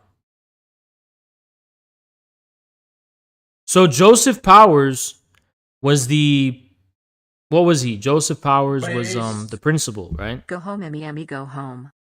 Thank you, Harold, so much. Joseph Powers was the principal. And he sent out this very reasonable email. This is what he said. Thank you so much for making our school day Halloween a colorful and fun event. One of our students wore an East German communist-era border guard uniform, probably from the 1980s, before the reunification of Germany in 1990. He said he personally saw guards on the other side of the wall dressed this way. They traced from the context and the time period, and the students who spoke to me, but apparently the student who wore the uniform may have told people it was from the 1940s. Couldn't it have been from the 1940s if it was the Soviet-occupied Germany? I think they lied about this, right? Explain the same thing to him and the inferences others might have drawn.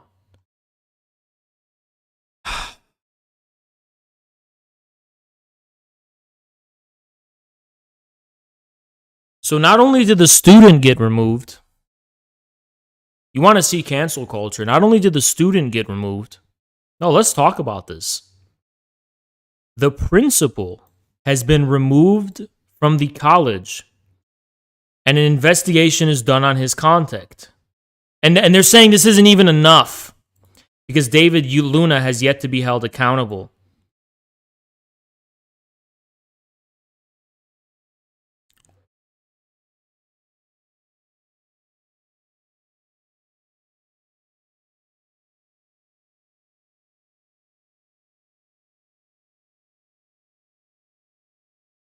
They apologized and caved to the retarded student body.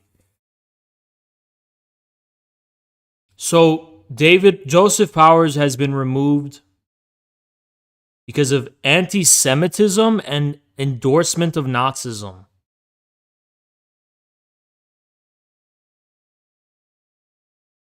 Based. Thank you, Tug. I lived in East Germany in 1989 as a toddler. Wonderful place. Pretty cool to be able to say that. Means I'm old AF though. Kid is based. Thank you so much, Tug. I appreciate you, man. This fucking pisses me off. You know, this angers the shit out of me. And the students are to blame. And the student organizations are to blame. You guys know I love Cambodia. And there's only one solution to some urban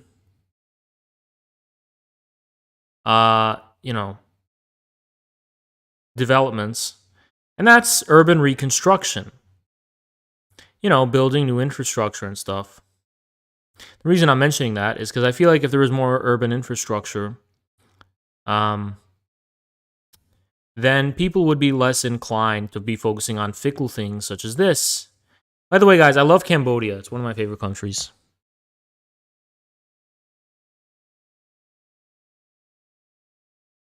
I genuinely think, I'm allowed to say this, I think these students should be forced to work on farms for boot camp. Legally. Thank you so much, Johnny. Appreciate you. We need the guy who looks like Elon. I can't say more.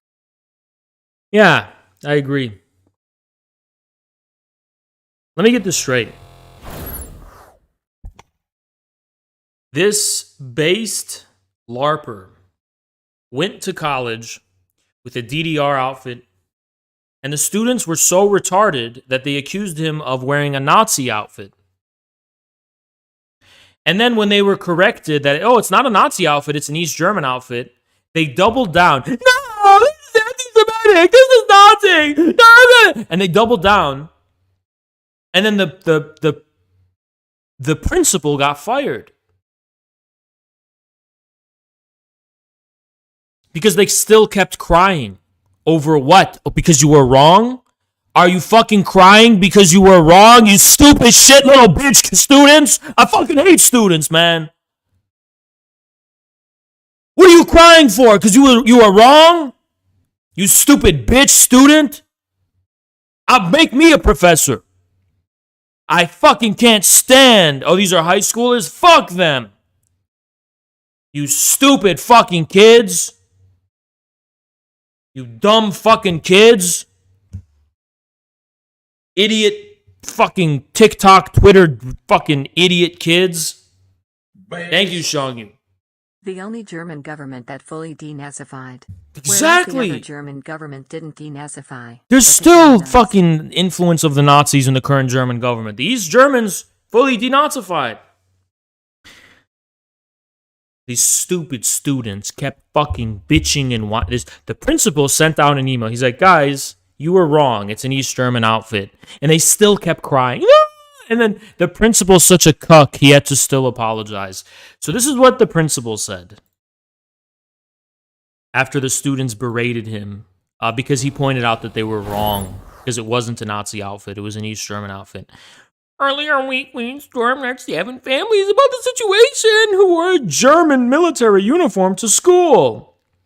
Oh, it wasn't. Now it's not an East German military uniform. It's a German, because he's literally scared to tell the truth. He has to use the ambiguous word German military uniform because he's scared to tell the truth. He can't say East German because then they're going to accuse him of being an anti-Semite for not validating their hysteria, which was unfounded. So because he refuses to validate their unfounded hysteria, he's in deep shit.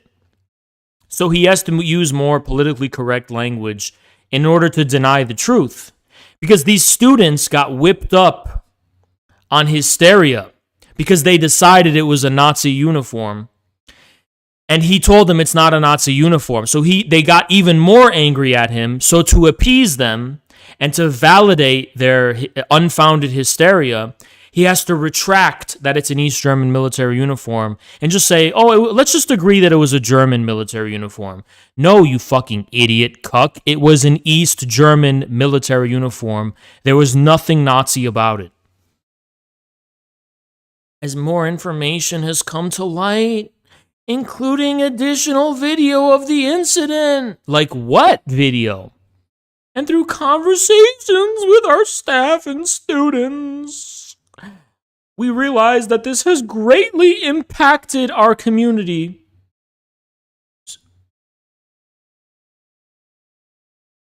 What occurred and caused harm to many of our students and staff who recognize this as an act of anti-Semitism.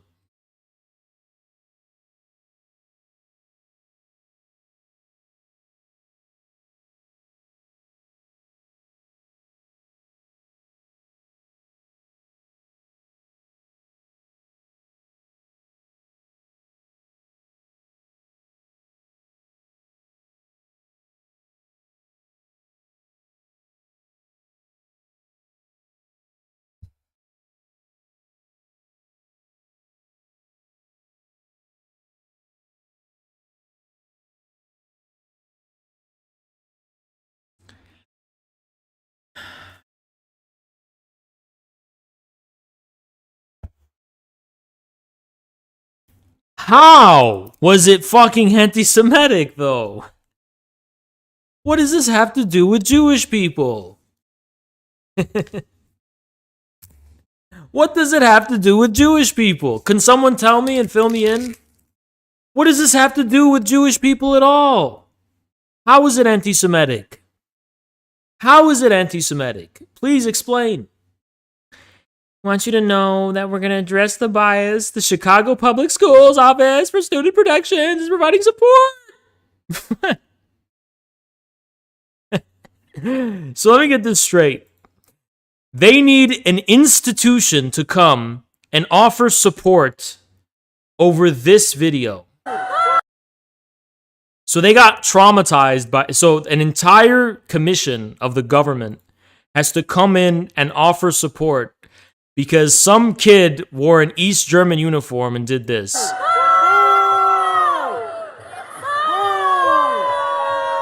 And that's... So they need support because of this. This is what happened. That makes them require support. Okay? What happened, though? Lol. They're not even saying it's anti-Semitic in that email anymore, but that it caused harm to people who recognized it as anti-Semitic. What? Okay, what's the other smoking gun evidence? Girl, shut the fuck up. You thought you ate that?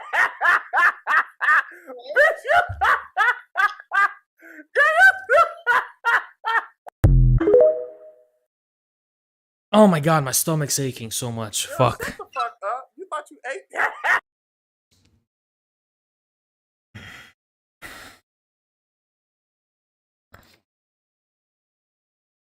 Oh, fuck. Oh, man. I have a horrible stomach ache. I don't fucking know why. But,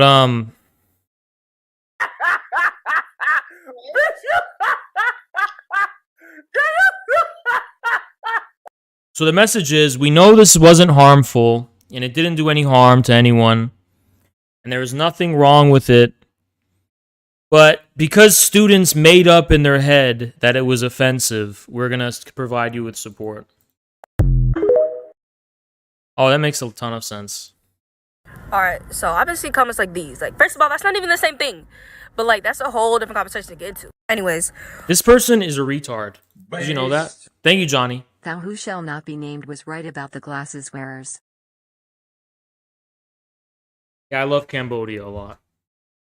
But,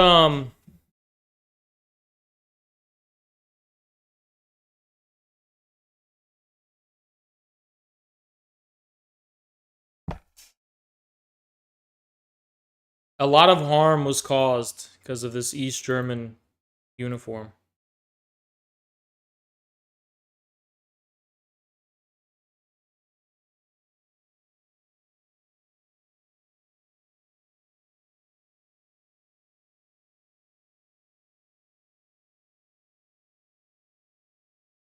Beginning tomorrow and throughout the coming days, we will have support on site from a number of CPS central offices.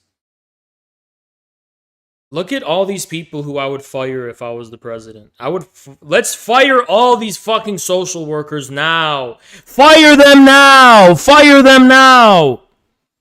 We're paying for them with our tax dollars. Fire them now, man. We pay taxes for this.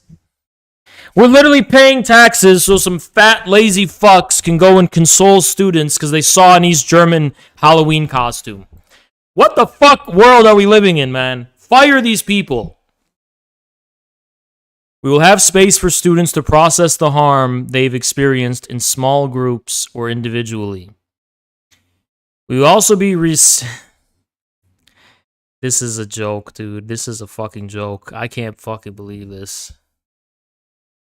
I can't. You know what? Privatize the schools. Yeah, you heard it. I don't give a fuck. Privatize them. I don't give a shit. Privatize the public schools. But forget public schooling. We're done with it. Privatize everything. Elon Musk, take charge and fire everyone. Please.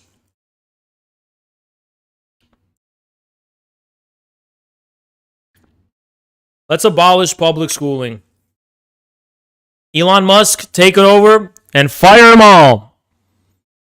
Fire everything. Fire all of these people. Fire everything. Okay, this is just fucking absurd. You know what? I want to say something, though. Can I say something spicy?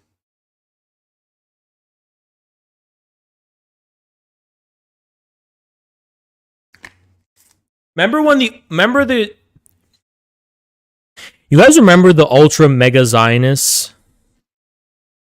Like Claire Lehman and Quillette, the Quillette people, and Brett Weinstein, and, you know, Sam Harris, the intellectual dark web, Barry Weiss, the ultra Zionist, right?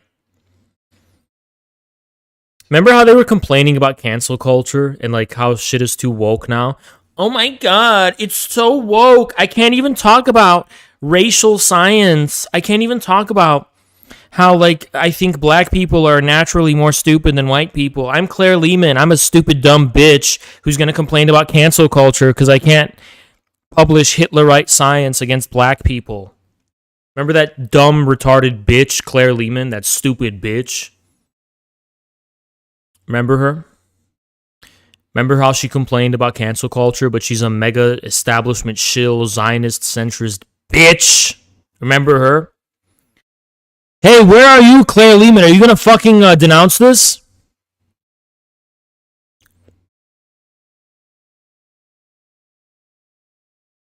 Remember when I said Zionists created cancel culture? Saying like over Israel and shit? It's true.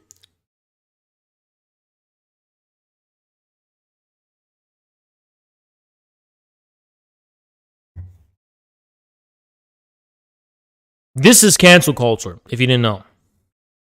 But here's the thing. I doubt any Jewish people are involved. I bet there's no Jewish people involved in any of this shit. I bet these are all just fucking woke retard students who are using Jewish people as a vehicle with which to realize their fucking woke, paranoid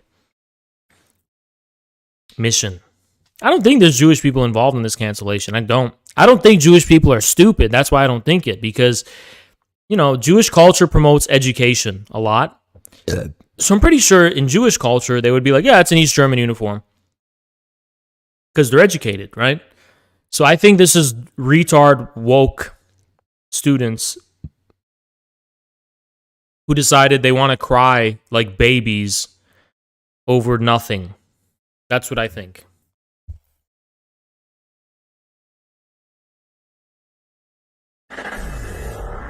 Thank you, Mike D.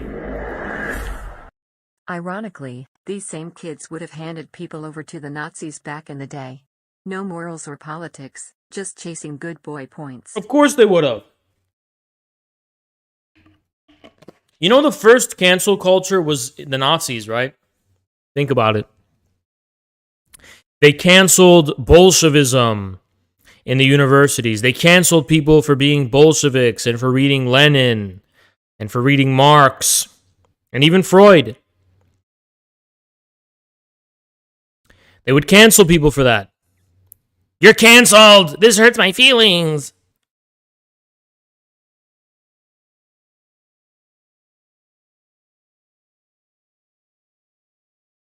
Talk about the real Nazis. These people are Hitler. Look what they're fucking doing. They're just because it's an East German. This is American Hitlerism, is what it is. Where German people can't have their own fucking uniforms, historically accurate uniforms. Really? Like every single person. Look, I want to know where this is. Like where.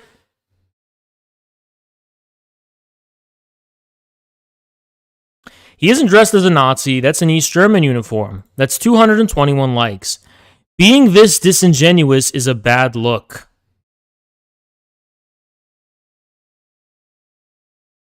Ryan, are you retarded? Is there something wrong with you that's you're like retarded in your head? What is disingenuous about the fact that it's an East German uniform?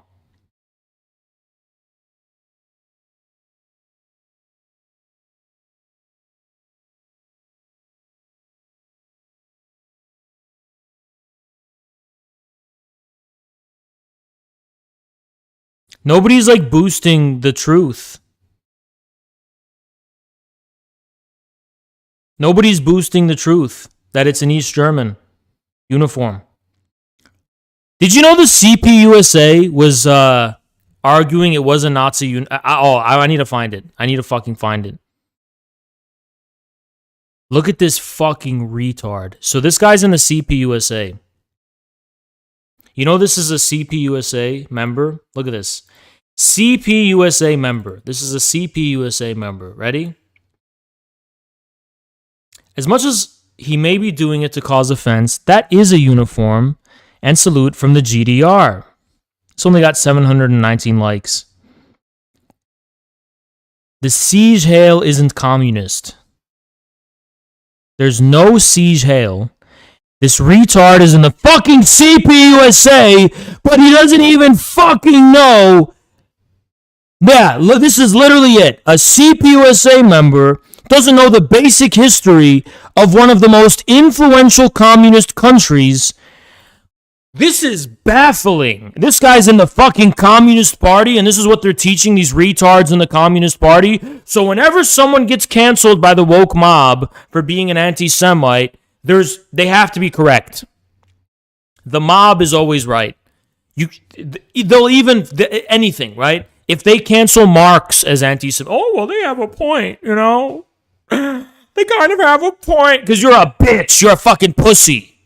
Every instance of paranoia about anti-Semitism or Nazism, you have to validate it, because if you can admit just once, right, that this is unjustified hysteria and unjustifiable cancel culture, that will open up a can of worms, and you'll have to be held accountable for all the other fucking people you unjustifiably slander as fascists and Nazis. So they literally have to lie and agree with every single instance of someone being smeared as a Nazi by the fucking woke mob, because if they don't, they're giving credence to the actual fact that the majority of people who are being canceled for being Nazis are not Nazis at all.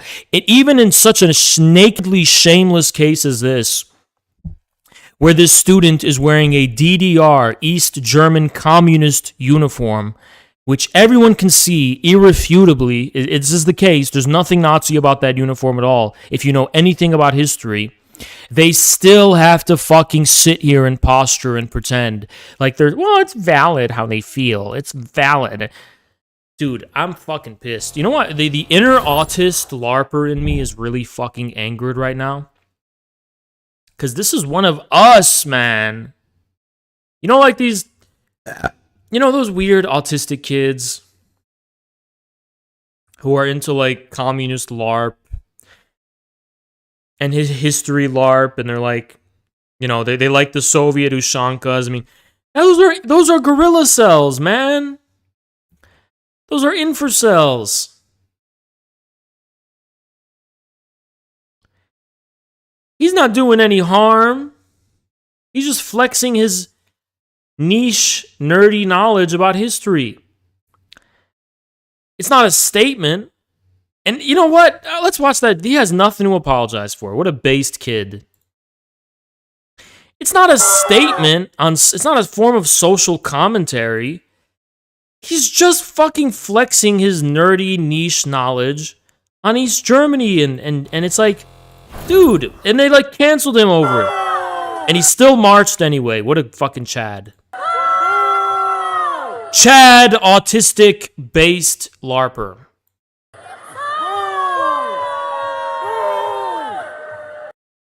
You know what I mean? He didn't do anything wrong. What did he fucking do wrong? He's probably just some lonely, weird kid in high school who doesn't have any friends, and he loves history, and he loves, you know, niche geopolitical topics. Probably, you know, one of those kids, and he just wanted to dress as a fucking East German border guard because it's just like a niche kind of quirky thing, right? And they fucking win at him. Fuck those people, man. Fuck those people. I take it personally because this is like infrared, right? These are infrared people. Thank you so much, Anonymous. 100K. Over 100K views and happened at my school. Same situation, and the Israeli head of media in Canada stirred the hysteria. https://www.instagram.com/real/ckz_fuss/question_mark_web_copy_link. I don't send links through that stream alerts because I can't click them, and like I have no way of clicking that. But thanks. Yeah, this is idiocracy. Idiocracy. Thank you, Jay Grimes. As an autistic, that kid knew exactly what he was doing. He knows he has nothing to apologize for. Yeah, he that's what I mean. He was doing it not for society, but like, you know, I sympathize with this kid so much, man, because I know that's where a lot of the community comes from. And although I never had that phase myself, I never had that kind of thing. It's like there's something cool about LARP. Man, I talked about this. You know, there's two types of communists in America. Based LARPers in Idaho who have Soviet flags hanging from their fucking garage in the middle of nowhere, and fucking woke blue hair retards. And I prefer the LARPers any day of the fucking week. You know, the LARPers who collect like Cold War guns and like, you know, Soviet Ushanka hats and shit. Those are the fucking based ones. It's a war. There's the based communists, and there's the fucking cringe blue hair ones. And I know exactly who I side with. And it's not even a question.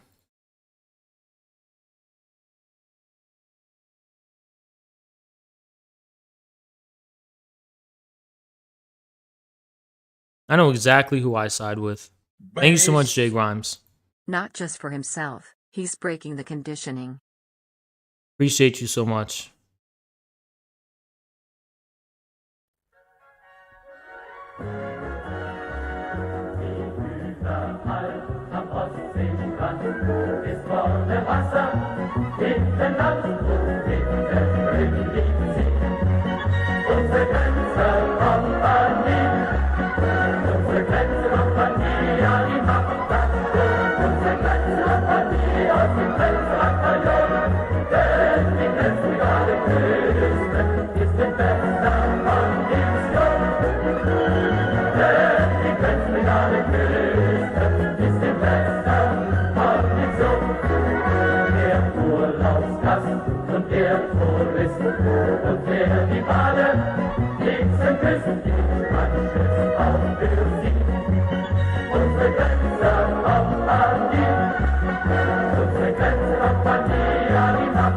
Fucking East Germany was based, man. They would send fucking guns and arms to third world liberation movements. They were chads, bro.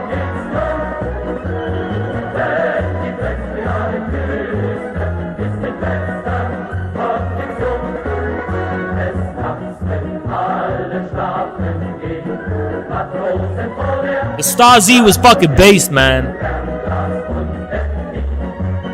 As an Arab, I know that how much the East Germans helped the Arab world fight against colonialism and shit.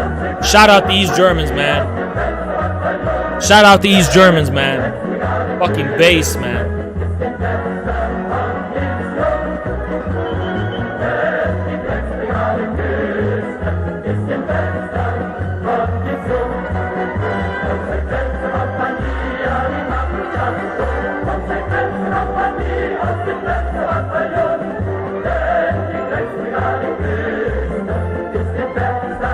Shout out East Germany, man. Thank you so much, Jenna. That might help your stomach pain. Say 5x Lafia Galan Wala Hum 3 on Hyun Zafun. East Germany was a beautiful country, man.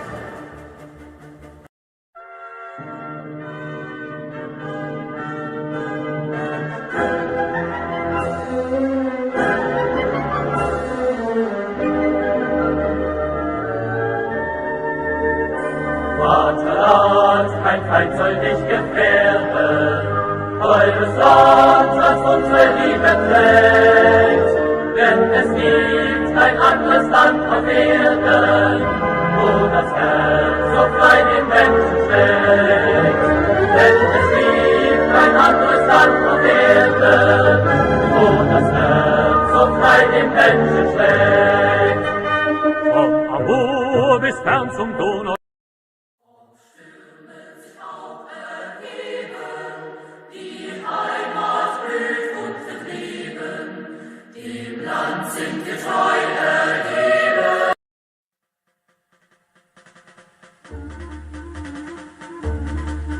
I'm checking show requests. Give me a sec. Unser Weg ist noch nicht zu Ende. Kamera, den Feind voran. Sieh im Wind die Bahn vor uns liegt. Sie führt die Marschkolonne an. Soldaten, Marsch, Marsch, Marsch. Mein Schatz, ich kann nicht bleiben. Doch will ich auf die. All right, we have someone in the show queue who wants to debate, so we're gonna debate someone. Thank you so much for the 20, Mojave. Appreciate you so much, man. Thank you. Someone wants to debate. Okay. Hello. Hello, hello. How's the infrared? Yup. I got some points here. You said recently that the Chinese economy is fundamentally socialist. However, it seems that Comrade Stalin's own works would say this is quite not the case. In fact, he rather says that small commodity production is the basis, provided the basis for the restoration of capitalism in the USSR under the conditions of the NEP. Okay. What do you think? There's something comparable between the NEP and China's socialist market economy? Well, precisely in the essence of what Stalin himself Why? says. Well, firstly, because in the socialist market economy of the People's Republic of China, while there is a dictatorship of the proletariat on the political level through the Communist Party, nevertheless, the dictatorship of the proletariat is not extended into the area of every single factory and every single company. And Okay, in fact, that large. Oh my god. Thank you so much, Mojave. I have to shit so bad. Can you wait? I have to shit. I'll be right back. Yeah, just wait.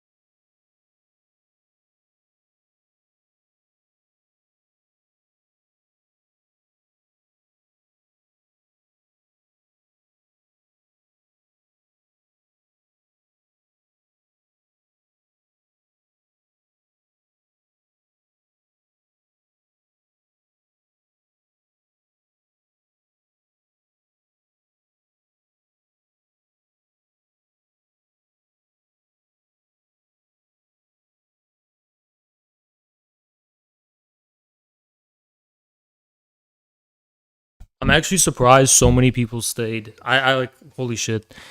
That was the worst shit of my life. All right, continue. So we're talking about, if I remember, we're talking about whether it can be said that small commodity production prevails Yes. in China. Yes, precisely.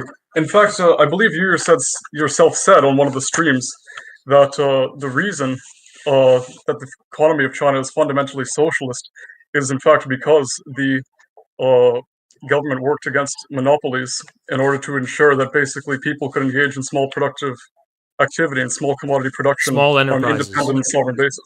Yeah, small enterprises, precisely. Uh, but it seems, in fact, that this is precisely what Stalin says directly engenders capitalism.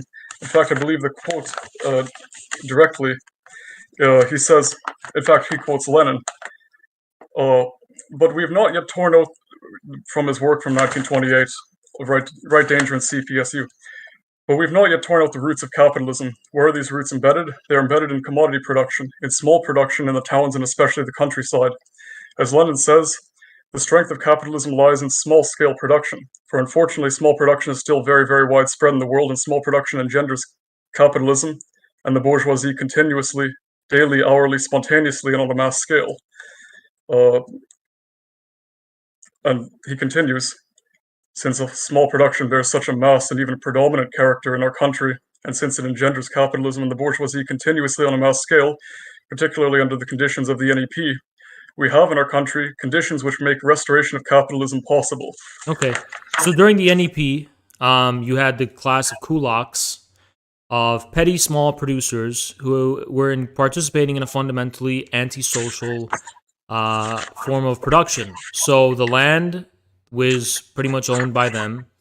They sold the produce purely for the sake of profit. And there was no, industrial system there was no socialist industrial system because of that fact at the time. And the form of production within the countryside was fundamentally antisocial. It's even an abnormality, even by the standards of the Russian Empire and the Tsarist Empire, because there did not even exist, a large landlord class any longer that could more or less socialize agricultural production to a higher extent. So we were dealing with an extremely antisocial and abnormal form of production there, which Lenin said would be the basis of the restoration of capitalism in the Soviet Union if nothing was done about it.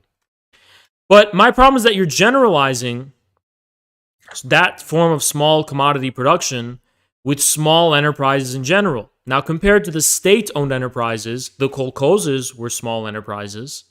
So the issue is, in fact, not small enterprises, but something else. So what is small commodity production, which is the production specifically for the exchange of goods on a private scale, right? Production. Hold on. That's the devil's in those details, because the kolkhozes were engaged in commodity production, and they were engaged in the exchange of commodities for exchange. There was a quota system, of course, but even the quota system was predicated upon exchange.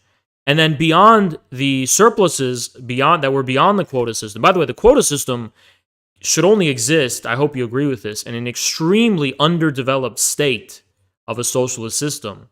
That's like primitive accumulation, a quota, right? That's extremely backwards. Well, not backwards necessarily, but it's just very, that's not a sign of a mature socialist economy if you need quotas. Well, on the contrary, I would think that quotas, in fact, are precisely the expression of the most advanced form of socialism, because it does away with the abstractions of profit and of no, it doesn't. Of prices and no, it doesn't. Oh, really, it does no such thing, because it's precisely the quota system which first of all establishes an abstract universal measure of you need this exact amount.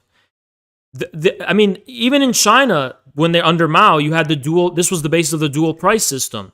So no, it doesn't do away with abstractions. No, it doesn't do away with... Of course, but neither did it do away with that in the Soviet system either. There was also a system, in fact, of three prices for agricultural commodities. Firstly, the state-mandated, minimum quota price. Secondly, the commercial prices, which were fixed for all output above and beyond the basic production of the kolkhozes, and in fact there was the third price, which was the market price. But even the market was directly influenced by the Soviet state through the setting of the commercial price and through and in fact it's not only the kolkhozes but that Stalin meant. hold on.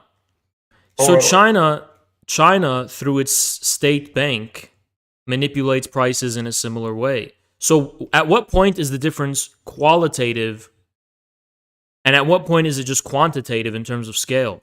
So China, instead of intervening at the smallest possible level of economic activity, intervenes at a level that is larger in scale, pretty much, through the state bank. Yeah, well, that's not the distinction I'm making at all. In fact, I'm making the distinction based upon the fact that the basic, relation of production, which is being criticized here by Stalin, the kulaks who were, profiteering rural bourgeoisie, in fact, that this is what is contrary to socialism. In fact, Okay. The very fact But China doesn't have kulaks because all of the land in China is owned by the government, and the extent of small enterprises that do exist within China, it's pretty widespread, small enterprises, it's fundamentally socialized. It's still socially embedded.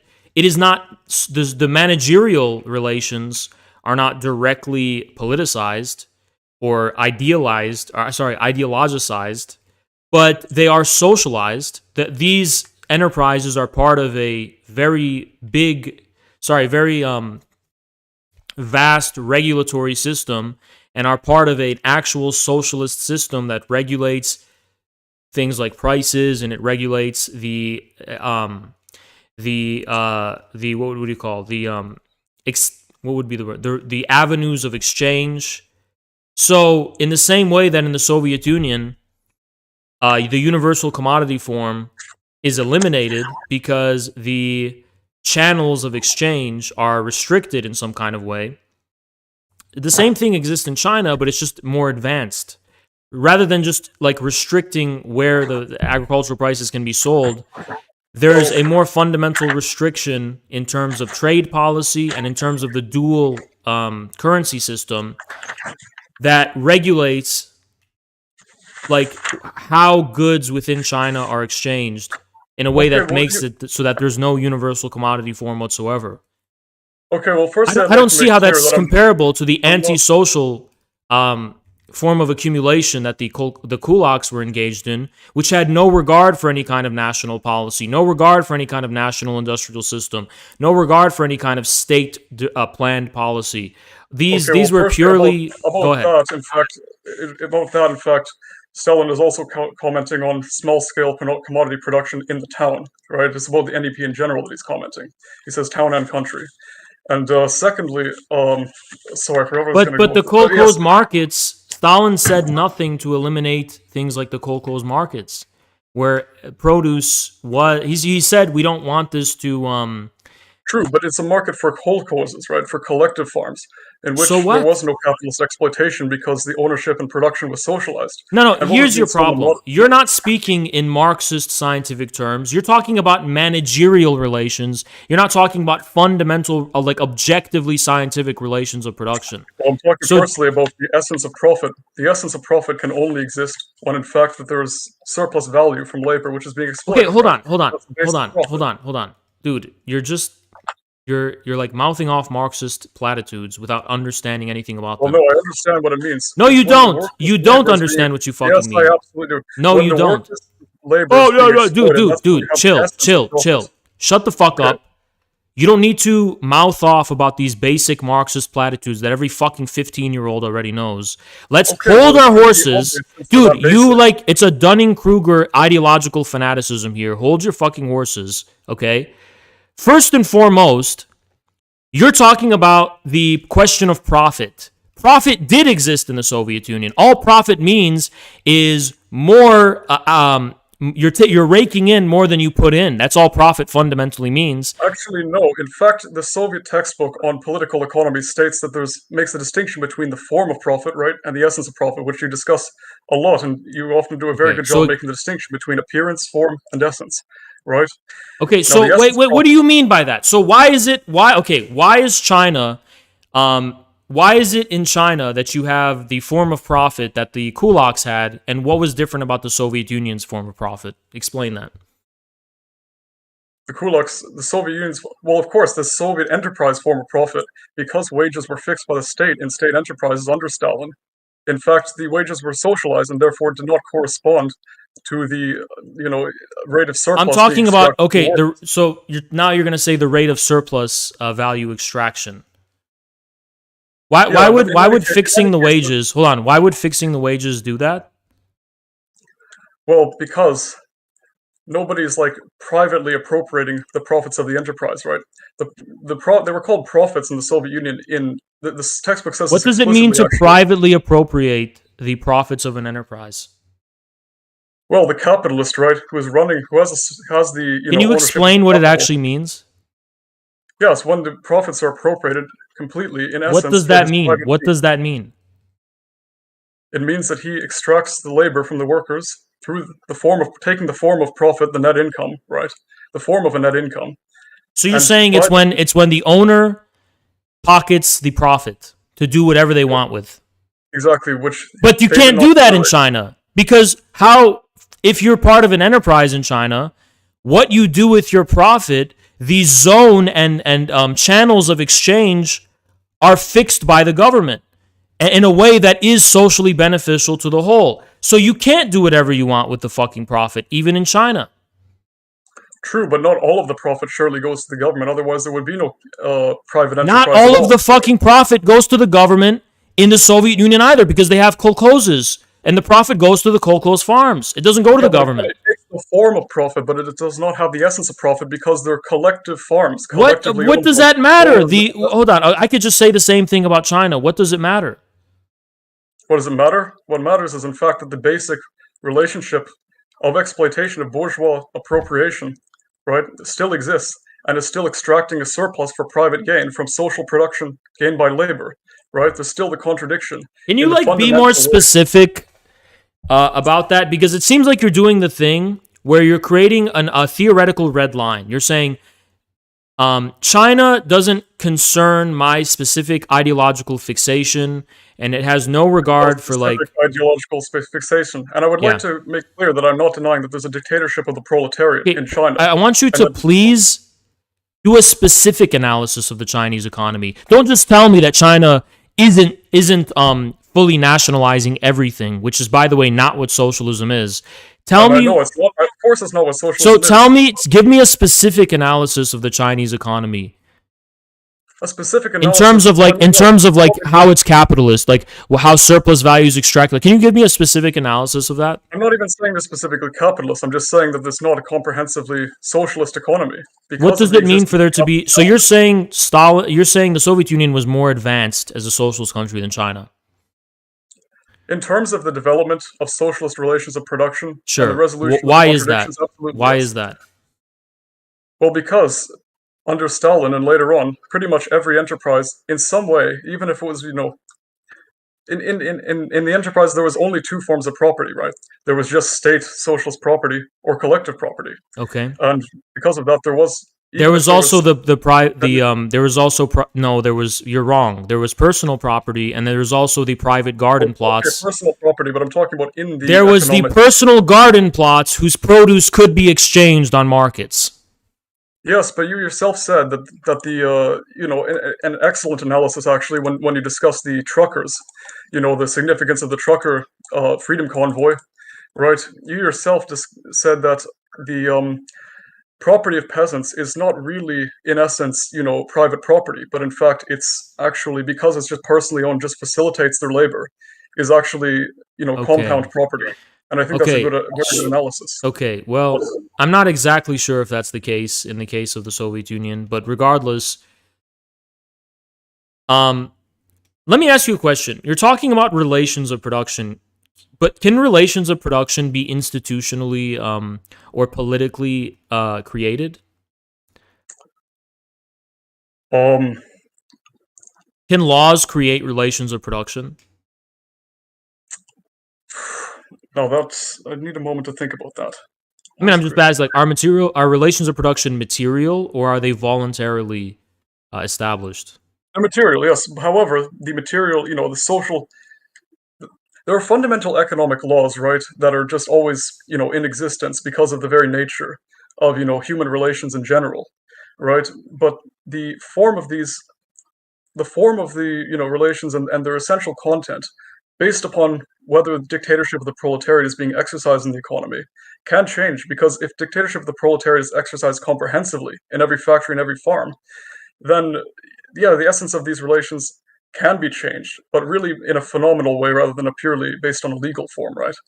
Okay, how does the proletarian dictatorship establish relations of production? Well, by laws, yes. However, because material, they instrumentally use objective economic laws for the purpose of instantiating socialist relations of production through political struggle, through economic struggle, through the struggle that continues. In fact, as Stalin says here, in the state of a proletarian dictatorship, right? But you're not really being specific. So can you be specific? Well, for example, the law of commodity production in the Soviet Union, right? It was utilized by the socialist state, the law of commodity production, in order to create a socialized system of trade turnover. How do socialist relations of production come into existence? I mean, it really depends. You're asking for a very specific answer to a very, very general question. How did they come into existence in the Soviet Union? How did they come into existence in the Soviet Union? Well, through nationalization, through the rational exercise of economic power by the Soviets. So politically, you're saying. So voluntarily and politically, they just changed the relations of production. Not voluntarily, not voluntarism. It's not that the Soviet state was trying to change basic economic laws, but rather use them instrumentally to create a social system that squeezed out, using these objective forces, right? The ability for, capitalist exploitation to continue, right? By establishing, for example, cheap, goods from the collective farms that would easily, outcompete the prices of the kulak farmers, and by providing lower and middle peasants a better option at the collective farms then. So you're just wrong about all of this, to be completely honest. I mean, in what sense? Socialist relations of production, first and foremost, just like capitalist relations of production, found their basis in small petty production in the countryside. The small relations of organic civil society, that is where the mode of production can be is undergoing change, right? So it's not because of institutions, it's not because of laws, that's where it is. When the Soviets engaged in their land reform, where they basically they redistributed land, but also allowed for the organic form of communal land ownership that had existed among the Russian peasantry, actually for a long time, predating the Stolypin reforms. That provided the solid foundation and basis for a socialistic civil society and for relations of production that were in fact socialist. Upon doing this, the specific merger of industrial political power combined with the specific interaction and relationship with the kolkhozes, that specific channel of exchange that was established, that is what established socialistic relations of production. So on the one hand, you have organic civil society, which is people in the countryside who are obeying the mores and laws that are material, not established by any institution, but by fiat.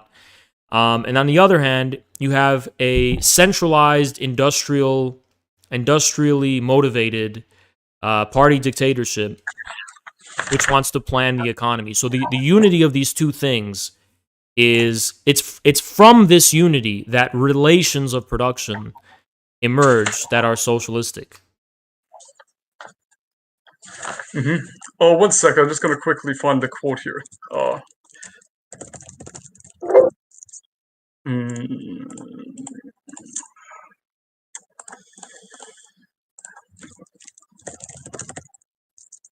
Okay, you know what? I don't want you to find the quote because quotes are no, don't quote anything. All right, because it's only going to be relevant if I question and be like, oh, was that a real quote? And then you can be like, yeah, look. If I question your quote, you can bring up the quote. Tell me right, what. I remember in essence what it said. If you'll permit that, yeah. Just simplify what the point is. They were both reasonable. Well, Stalin basically, said it in essence that you couldn't just develop that in order to continue socialist construction after the NEP. He said this in his 1928 work. That the towns couldn't just be large scale industry couldn't just be developed slowly in the towns and then the countryside expected to follow along. But in fact, the party had to take an active role in the development of collectivized agriculture and in the general Right, but that transformation. was the class struggle within the countryside following the Soviet land reform, because there was Yeah, well, precisely what I said. there was a tension between the collective form of land ownership and the antisocial form, and there was a fierce class struggle at that level among the peasantry. Collectivization didn't simply pit the party against the peasants. There was a fierce level of violence among the peasants themselves.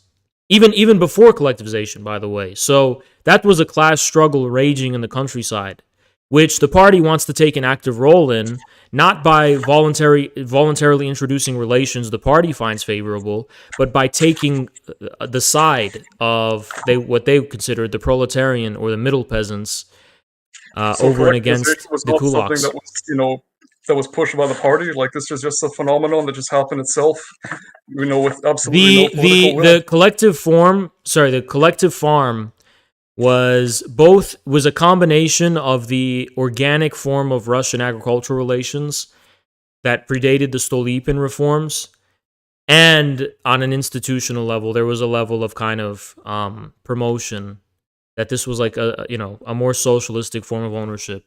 But so it was a combination of those two things. But yes, it did have its basis actually it wasn't like an alien thing that was imposed on them. No, it wasn't alien, yeah, but it was something that there was an active political will to establish. I mean, there's innumerable times when Stalin expresses the need to take an active role in the direction of the economy in order to establish these relations. Even Collectivization. The reason there had to be an active role in collectivization was because you had the tractor program, where the state had to provide tractors to the collective farms and establish tractor stations. I mean, yeah, but why?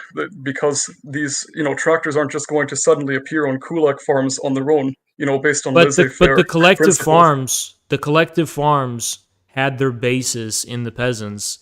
The Soviets took an active role in helping define where a farm begins and ends, and as well as promoting collectivization. But it's like it wasn't all based in that. No, of course that would be political voluntarism, but that's not what I. But remember, that's not what I said.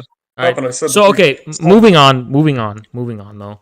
Okay. So we end up in the Soviet Union with a socialist commodity form that is defined by one relation of exchange, a channel of exchange that is established between the Soviet state and the kolkhozes. And this makes it so that the commodity is not a universally commensurate commodity that can just be exchanged with anything. It's the channel of its exchange is restricted to serve the social ends of the Soviet state. Now, I want to explain this to you because not a lot of people know this.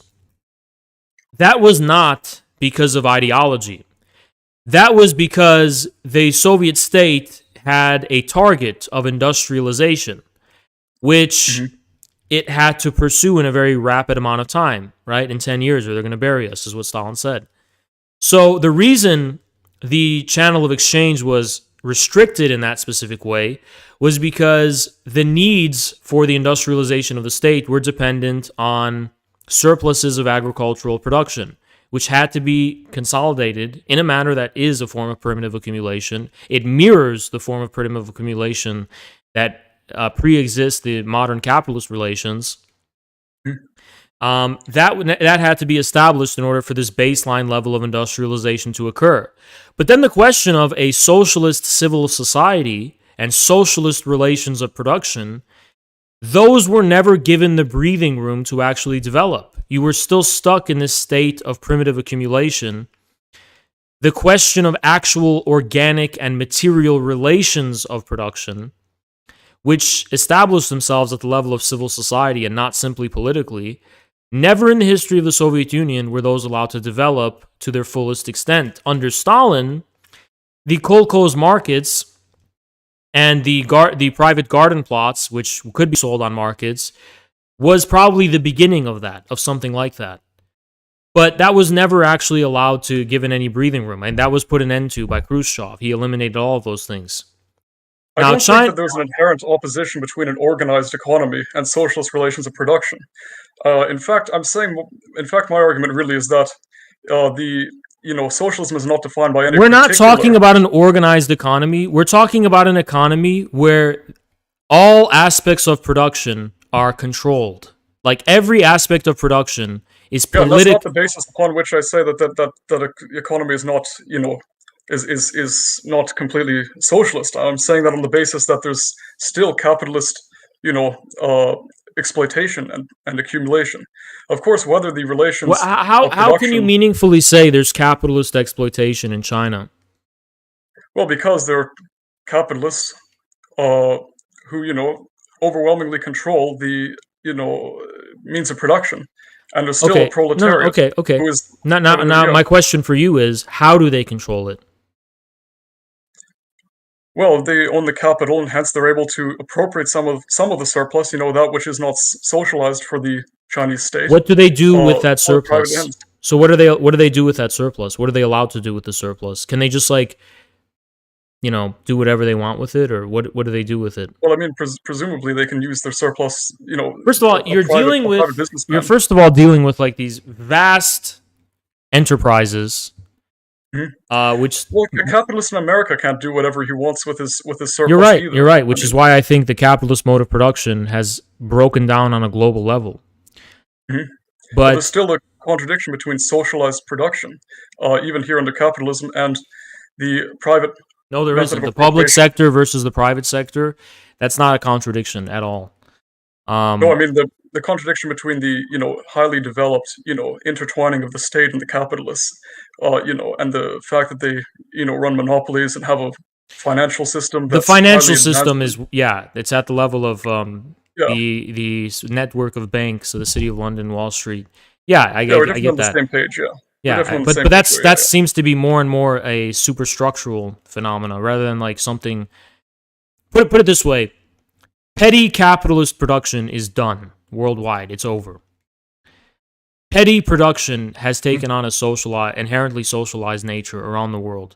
Mm-hmm. So the basis of capitalism is gone, even though capitalism, in a sense, still exists because of the product, like historical product of that petty production, the conclusion of it, which is financial monopoly. That still exists, the financial monopolies, but at the root level, the mode of production has changed.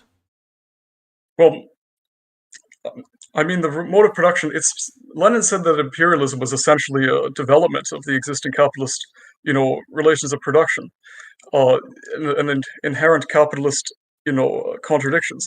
The contradiction between the socialized character production and the private accumulation has developed, a more comprehensive form now, right? But my problem with the word private accumulation is that when you're talking about capitalism, when one uses the word private accumulation, the point is that the private accumulation is part of a mode of production. So you're not talking about greedy people just hoarding money and putting it in their basement and buying yachts and expensive things with. That's a very small percentage of the accumulation. The accumulation exists for the sake of more accumulation. So it's MCM, more money. That is what drives the economy, just more money, right? But when you have countries like China, whose economy is driven by state credit, not profit, so the opposite of profit, basically, infrastructure that is made, built with debt, basically, and which is state-driven from a state bank, not a central bank, but a state bank. Of course, yeah, socializes some amount of the control over production, but the basic, primitive method of capitalist appropriation is still existing. But I think your problem is a cultural problem, and it was addressed during the Cultural Revolution. How does the factory, for example, who decides when people have toilet breaks? Who decides, what the factory looks like aesthetically? Who decides, the amount of hours? All of those kinds of managerial decisions. Yeah, but that's the greatest tragedy. Huh? That's the greatest tragedy of Deng Xiaoping's reforms. In fact, the depths of his revisionism. He prevented. He did away with the Maoist methods of criticism, of self-criticism. Those were fundamentally incompatible. See, let me tell you the basic contradiction, right, that Deng exposed here. So on the one hand, you have the need to be politically correct and ideologically pure. There's two problems with that at the workplace level. One, how can you make the idealist assumption that the thing that you think is ideologically pure also happens to be the most productive and efficient, as far as efficient methods of production? That seems to be more of a pragmatic and technical question, not a question of ideology. Second of all, even if one grants this ideological purity, what is the positive content of revolutionary ideological purity? What is its actual positive content? During the Cultural Revolution, it was a negative content. It was about negating things and overthrowing things. But in the positive sense, what do those get replaced by? What is the actual substantive content of that? Mm-hmm. And there is none, right?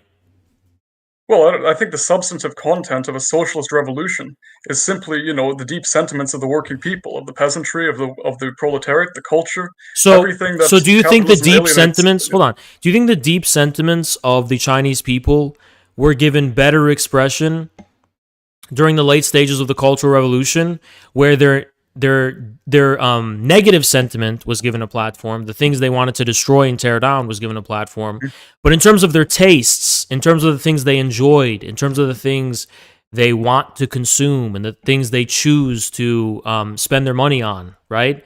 Yeah, but consumerism isn't it in a market economy that their sentiments can be given better expression? Well, I don't know. I mean, in a market economy, in which there's still capitalists existing who concentrate an overwhelming amount of purchasing power in their hands, of course, the needs and the wants of the people will be given better expression in a socialist economy. But hold on, the socialist parties in power. I think the tragedy is that the positive content of the Cultural Revolution was Deng Xiaoping's reforms. That was what the positive content was. The negative content was the destruction of Soviet-style central planning. The whole thing about destroying the bureaucracy and the party bosses, that was a full-on frontal assault on the vestiges of Soviet socialism, basically, in China. And then once that was cleared out, all Deng's reforms meant was, okay, now we're going to have Chinese socialism because we destroyed the Soviet one with the Cultural Revolution, and now we can have the Chinese one. So I think there's... It wasn't really Soviet, though. It had a lot of national character in itself. I mean, the organization, firstly, of the communes in China, their method of grassroots industrialization differed greatly from the thing is, there was a specific line of development of Chinese socialism. So it began with a replica of the Soviet system. And then Mao's contribution with the Great Leap Forward was that it said, okay, we're going to decentralize even more. We're going to have the people's communes, which are going to be a decentralized versions of a Soviet socialist system, basically, at a regional level. So instead of having one state central planned economy, you're going to have multiple centrally planned economies at a regional level, and these were the people's communes.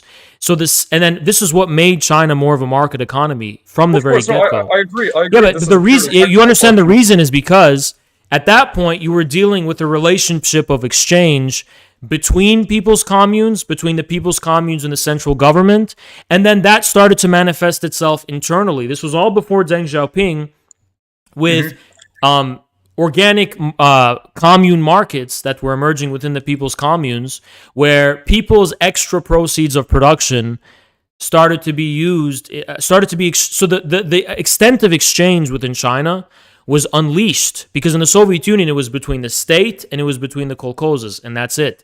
Whereas in China, you have more of a multi-dimensional channel and range of exchange, which remains socialistic. It doesn't remain abstractly universal. It still remains tied to the developmental goals of the state, but it just increases in its dynamism and its multidimensionality.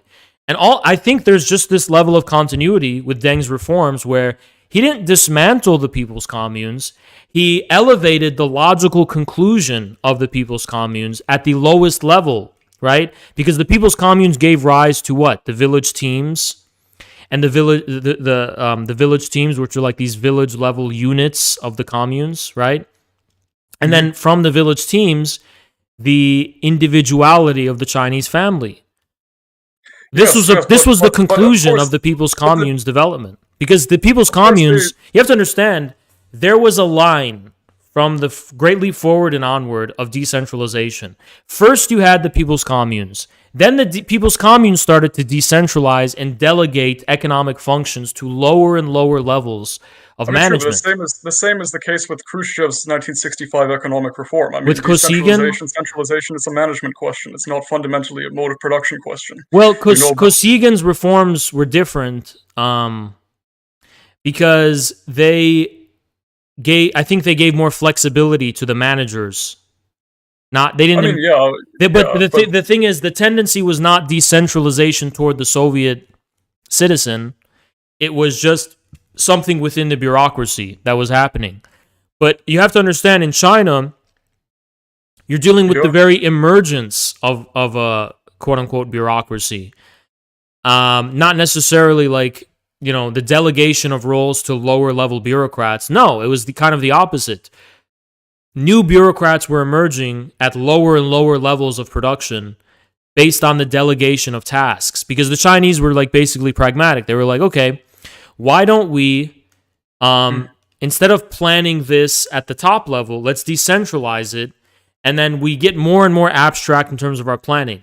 Like a cat. I agree. That is like the logic is basically like it doesn't matter what color the cat is as long as it catches mice. So it's a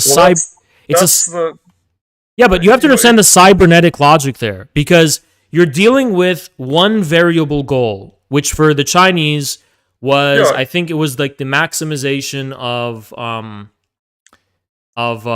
industrial development, and they measured that through in terms of profit, basically, right?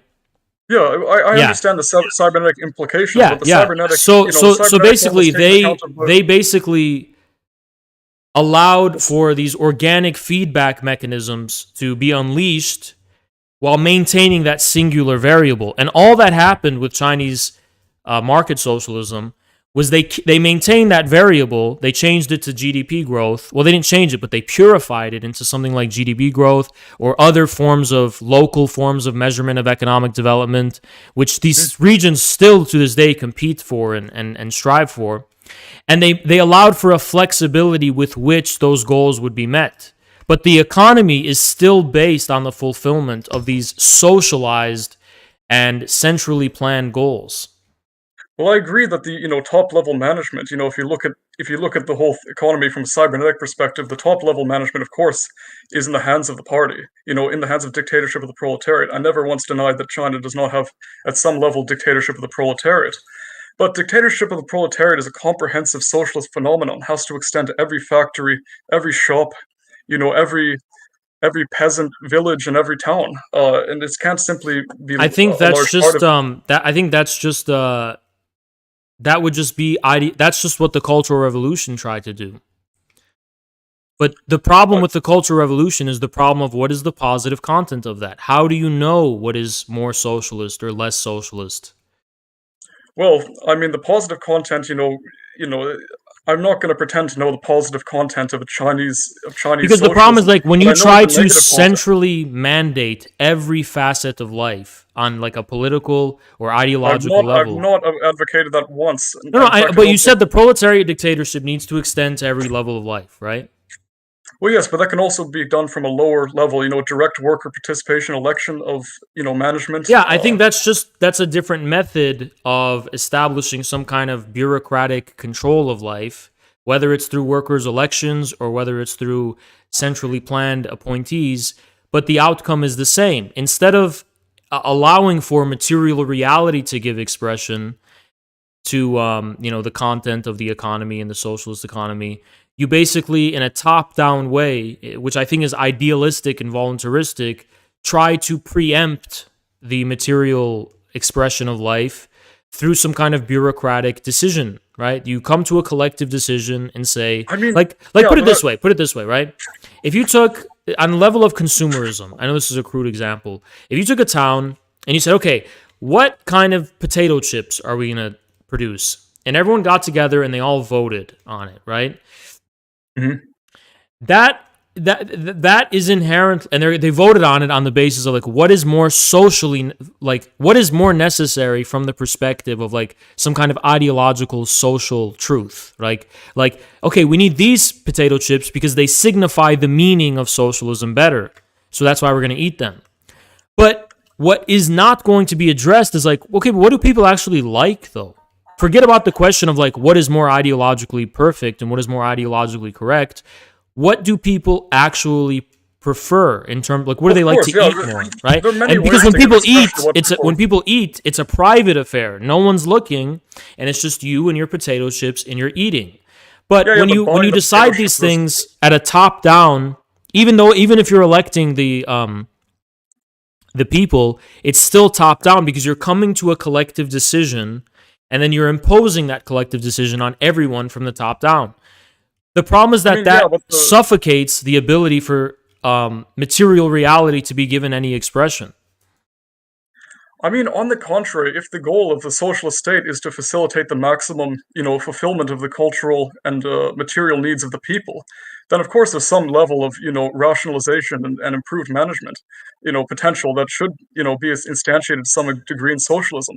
I mean, it's not going to the so-called top-down decision-making, that's not the issue. I mean, top-down decision-making exists in capitalism, except there's no voting on it. It's just the capitalists who decide this, and the material reality given expression to is just, some kind of abstraction, social abstraction of the market, which... I think though, it's not really the case. I think we're not dealing with capitalism anymore with the emergence of these cybernetic consumer economies in the West, which is what most people associate with capitalism. They think of, Coca-Cola and blue jeans and all that kind of stuff. But I think that's already a kind of post-capitalist, cybernetic, like information-based economy, where profits are not in material reality, in command of these things, right? Well, but not in command of these things, but there's still the capitalist method of appropriation, which is the most fundamental. But that appropriation is happening at a level of scale, which is just unfathomably abstract. Almost like it's almost like there's a capitalist communist party, which is based in the city of London and Wall Street, and it's just like a handful of banks, and this is the end point of the mode of production, which is the appropriation of profit at this level, at the derivative level, right? Which is the biggest market within capitalism today, and then the socialization of profit. And then the use of this profit to create the basis for credit-based investment by these hedge funds and banks, which determine and drive the. It's almost like we have a socialist planned economy where capitalists are in charge. Yeah, but that's precisely my point. The fact that the production but that doesn't exist in China. Yeah, but the fact but you still acknowledge that in the West we're living in a capitalist system, some imperialist, some monopoly capitalist system. On an institutional level, yeah. Yeah, the fact that profits are institutionally socialized, and the fact that profits are completely just socialized and production is socialized, does not eliminate the essence of capitalist exploitation, but rather intensifies it, because all these elites are just purchasing a piece of the big. I think that's just a matter of dialectics. Obviously, when something is in the process of being overwhelmed by its opposite, then its nature intensifies. Of course, I agree. Yeah. But that's like kind of the paradoxical logic of acceleration, right? The intensification of capitalism means the development of socialism. Yeah, I mean, to an extent, I would agree with that. And in fact, that's my point. We're in a state of transition to socialism, and I would say the essence of the current state of the Chinese economy is one of the transition to socialism, just like the NEP was. But my problem with that is that The problem is that China is obviously socialist on an institutional level. You have the state-owned enterprises dominate the economy still, so there's that. There's also the fact that the nature of China's mode of production is socialized. Then the remaining factor has to do with China's embeddedness in the global economy, and the fact that China, being part of the global economy, is like intertwined in many ways with the capitalist institutions of Wall Street and the City of London. But I think China's relationship I think China has outwitted capitalism, right? It's established a dual circulation system where its foreign trade is somehow filtered out and to some extent separated from the domestic economy. And in a really brilliant dialectical way, by participating in the global capitalist market, China has outmaneuvered the global capitalist market. Like, by the very same device of exchange, like, put it this way, trading with China and let me put it this way, right? When the 2008 financial crisis hit and, the capitalist world collapsed, right? And had to be bailed out, the engine of economic growth came from China. So China, having established these trade relations with the capitalist world, everyone thought that means China's going to be capitalist now. And then, it's going to have a democracy and it's going to be a capitalist country. But the thing that actually happened is that capitalism institutionally collapsed in 2008. And then the vital source of economic growth was driven by China's socialistic economy.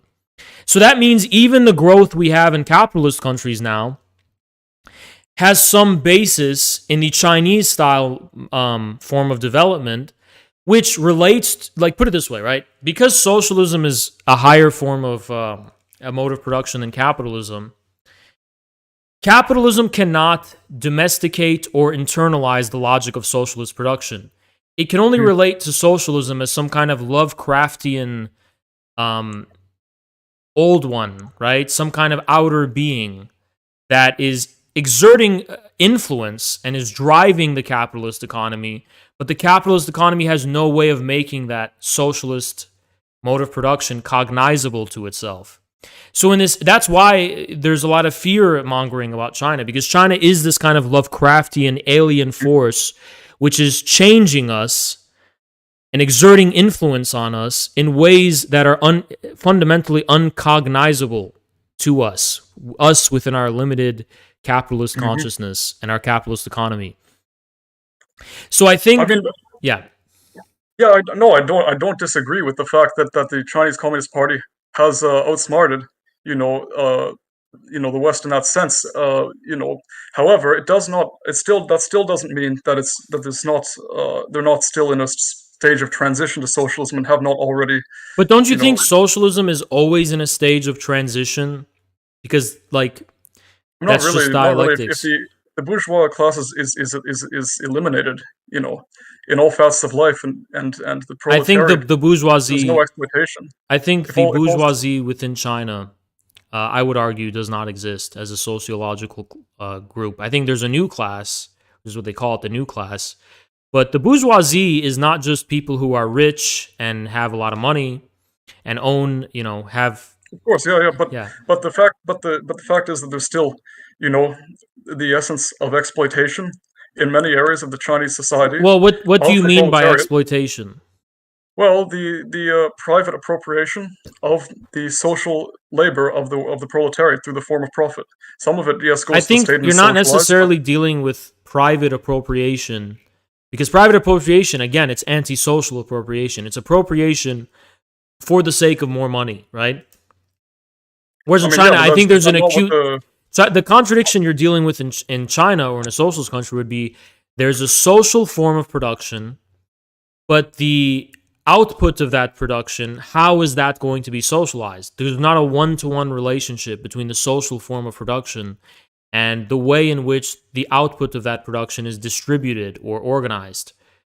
So that is just an inherent dialectical paradox. There's no way to bridge the gap between the social form of production and the method by which that there's always going to be a discontinuity between those two things, because the question of how production is social is not simply a question for central planners or ideologists.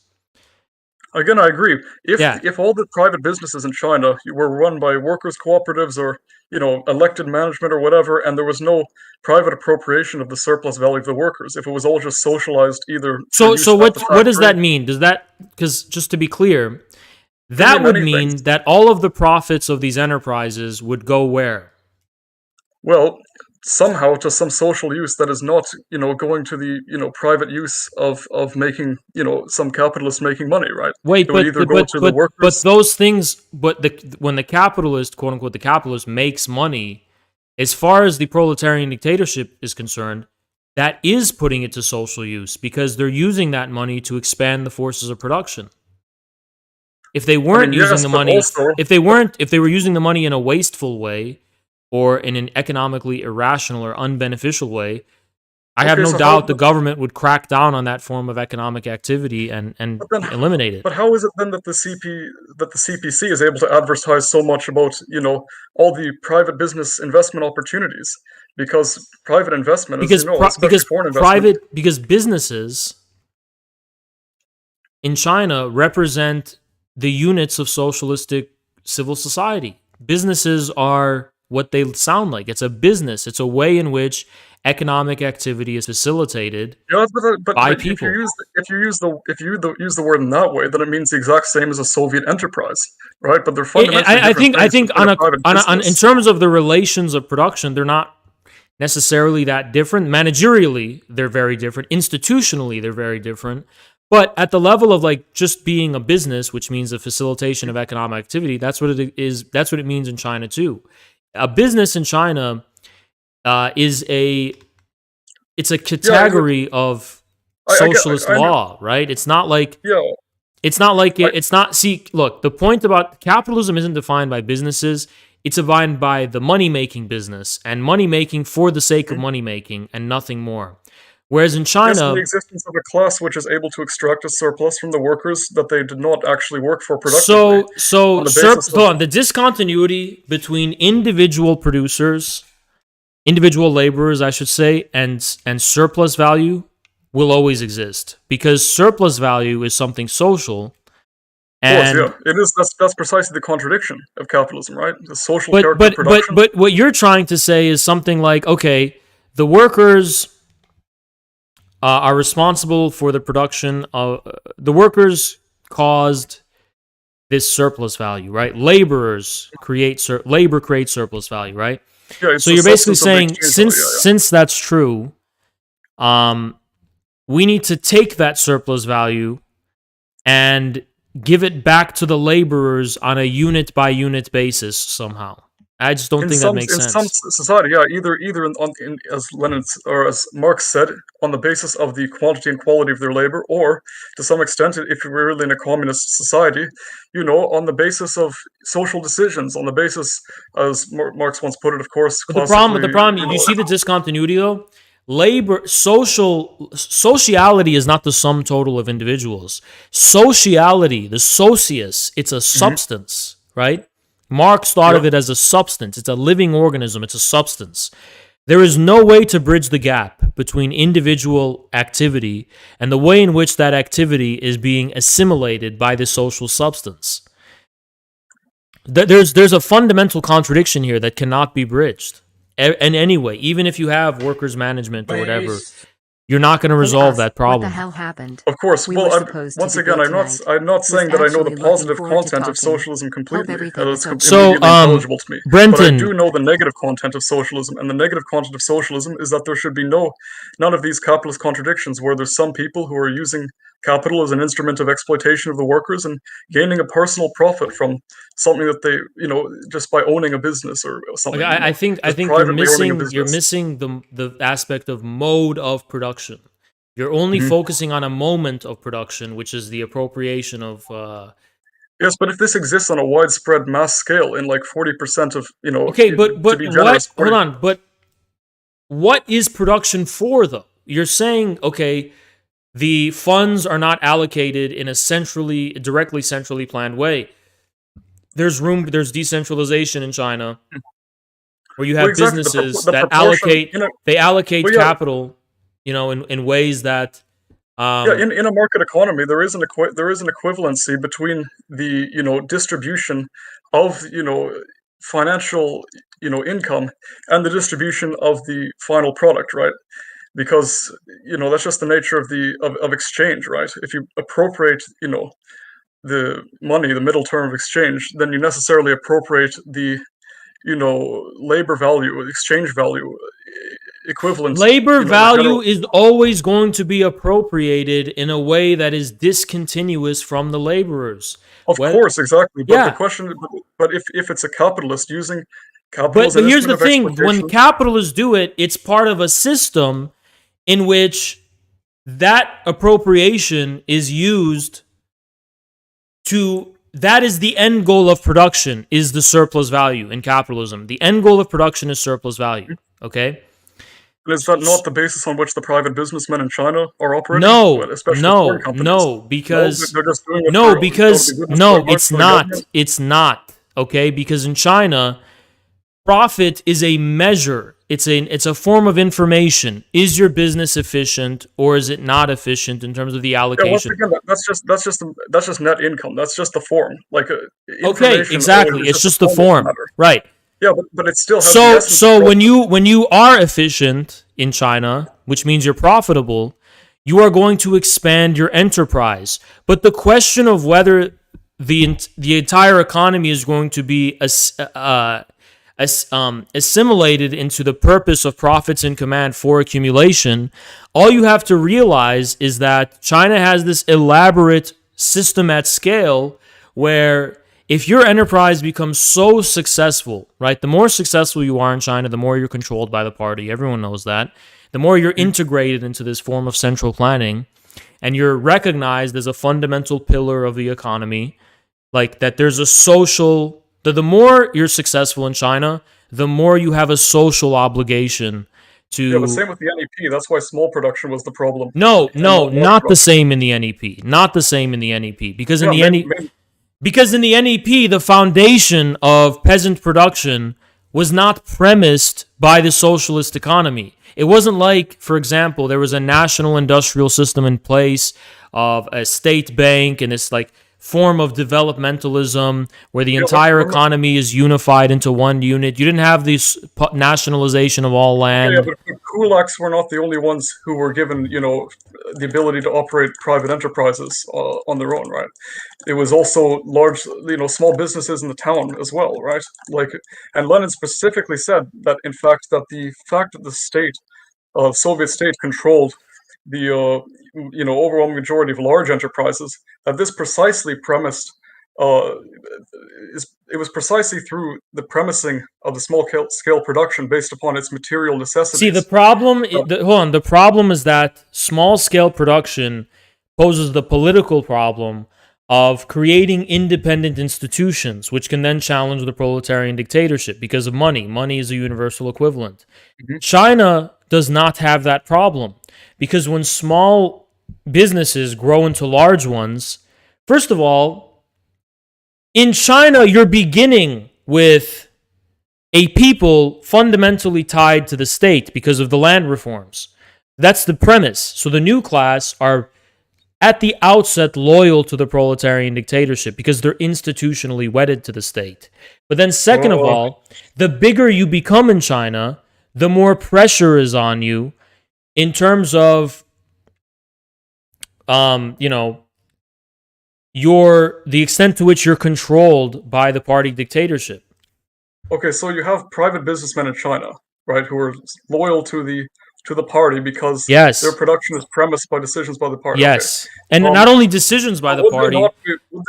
But all that would have to happen, though, because we're talking about, smaller businesses and not the huge national enterprises here, they have a direct interest in getting rid of, the same way the middle capitalists in our country have an interest in getting rid of the, big bank, imperialist system, which is which is extracting a large No, surplus from the surplus you're tax. wrong, because the small businesses in China, no, they don't have that antisocial stance toward the party and toward the Chinese state, because it's the Chinese state which is promoting these small businesses and giving them a shot and giving them the opportunity in the first place. So they're indebted in a way and grateful to the party to have the opportunity to like even get off the ground in the first place, because the party is very pro-business. It's not like here in this country where small businesses, there's such a huge tax burden on them and there's all this red tape that prevents them from getting off the ground. On the contrary, in China, the party dictatorship provides all the means for the average Chinese person to start a business and get off the ground. Yeah, but once again, that's exactly the policy that Stalin criticized. In fact, No, it's not, because the Soviet state did not institutionally premise the means by which businesses would emerge. The kulak's form of petty antisocial production was merely tolerated by the Soviet state. It was not something created by the Soviet state. I mean, the fact that the state premises how private businesses are established and who gets to, engage in the exploitation doesn't change the nature of the system and make it, I think you're using the word exploitation in a morally charged way, and I'm kind of confused about how. I mean, it is kind of, well, of course, it's some, of course, immoral to just. Yeah, I'm a Christian, of course. It's a moral. I'll be honest. I'm a Roman Catholic, and in fact, yes, there is some level of morality for it, because I don't think people are exploited. I don't think they can be exploited in that sense, because Chinese people, almost all of them, own plots of land in the countryside, even if they're migrant workers, and they can always go back to their land and always have some means of getting by and making a living.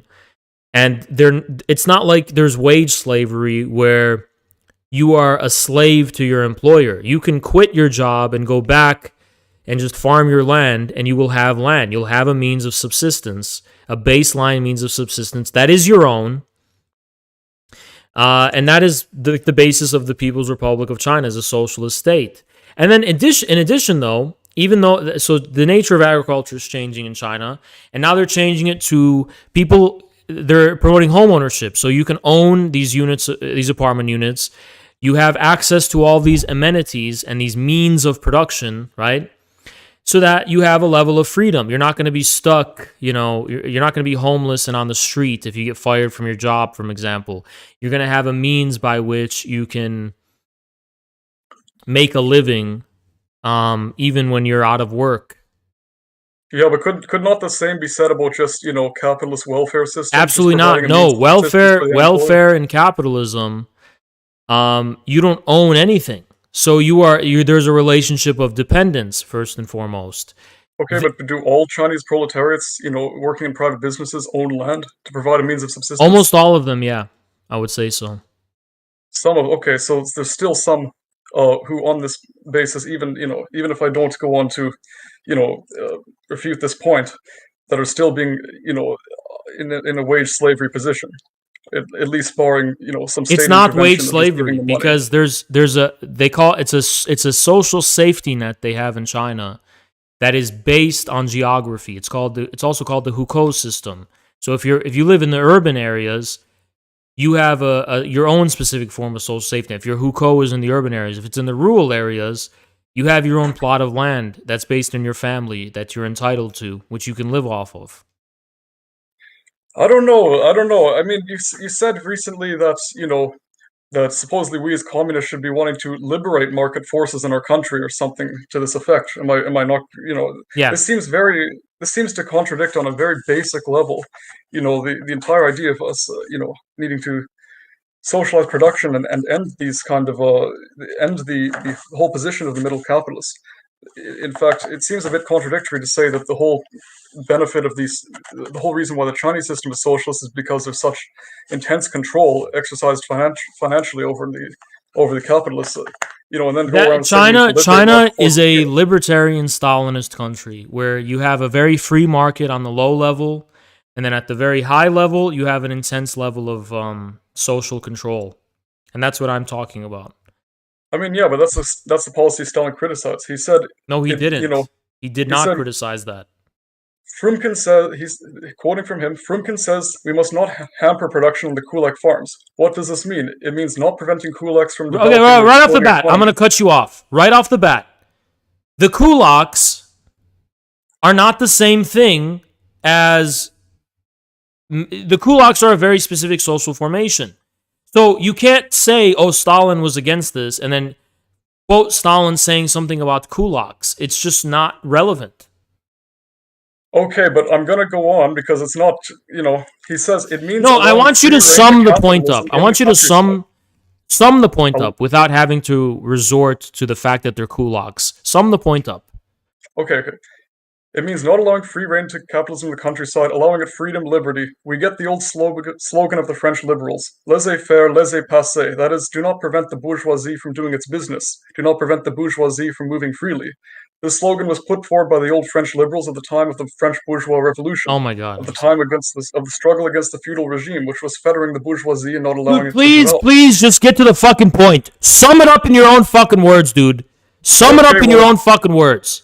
All right, well, please calm down. The fundamental point here is that a libertarian outlook on the economy. And No, it's not, because Stalin was talking about the kulaks in the Russian countryside who were hampering industrial development. So he was not, in principle, against the unleashing of market forces. He was against people who were using liberal ideology to go against the necessary pragmatism of unleashing the productive forces. It wasn't that he was saying, I'm against, in principle, increasing economic liberties. He said, I'm against this being done only because of the sacred principles of liberalism, which we obviously do not observe. So you read the entire thing, but the initial thing that I say stands.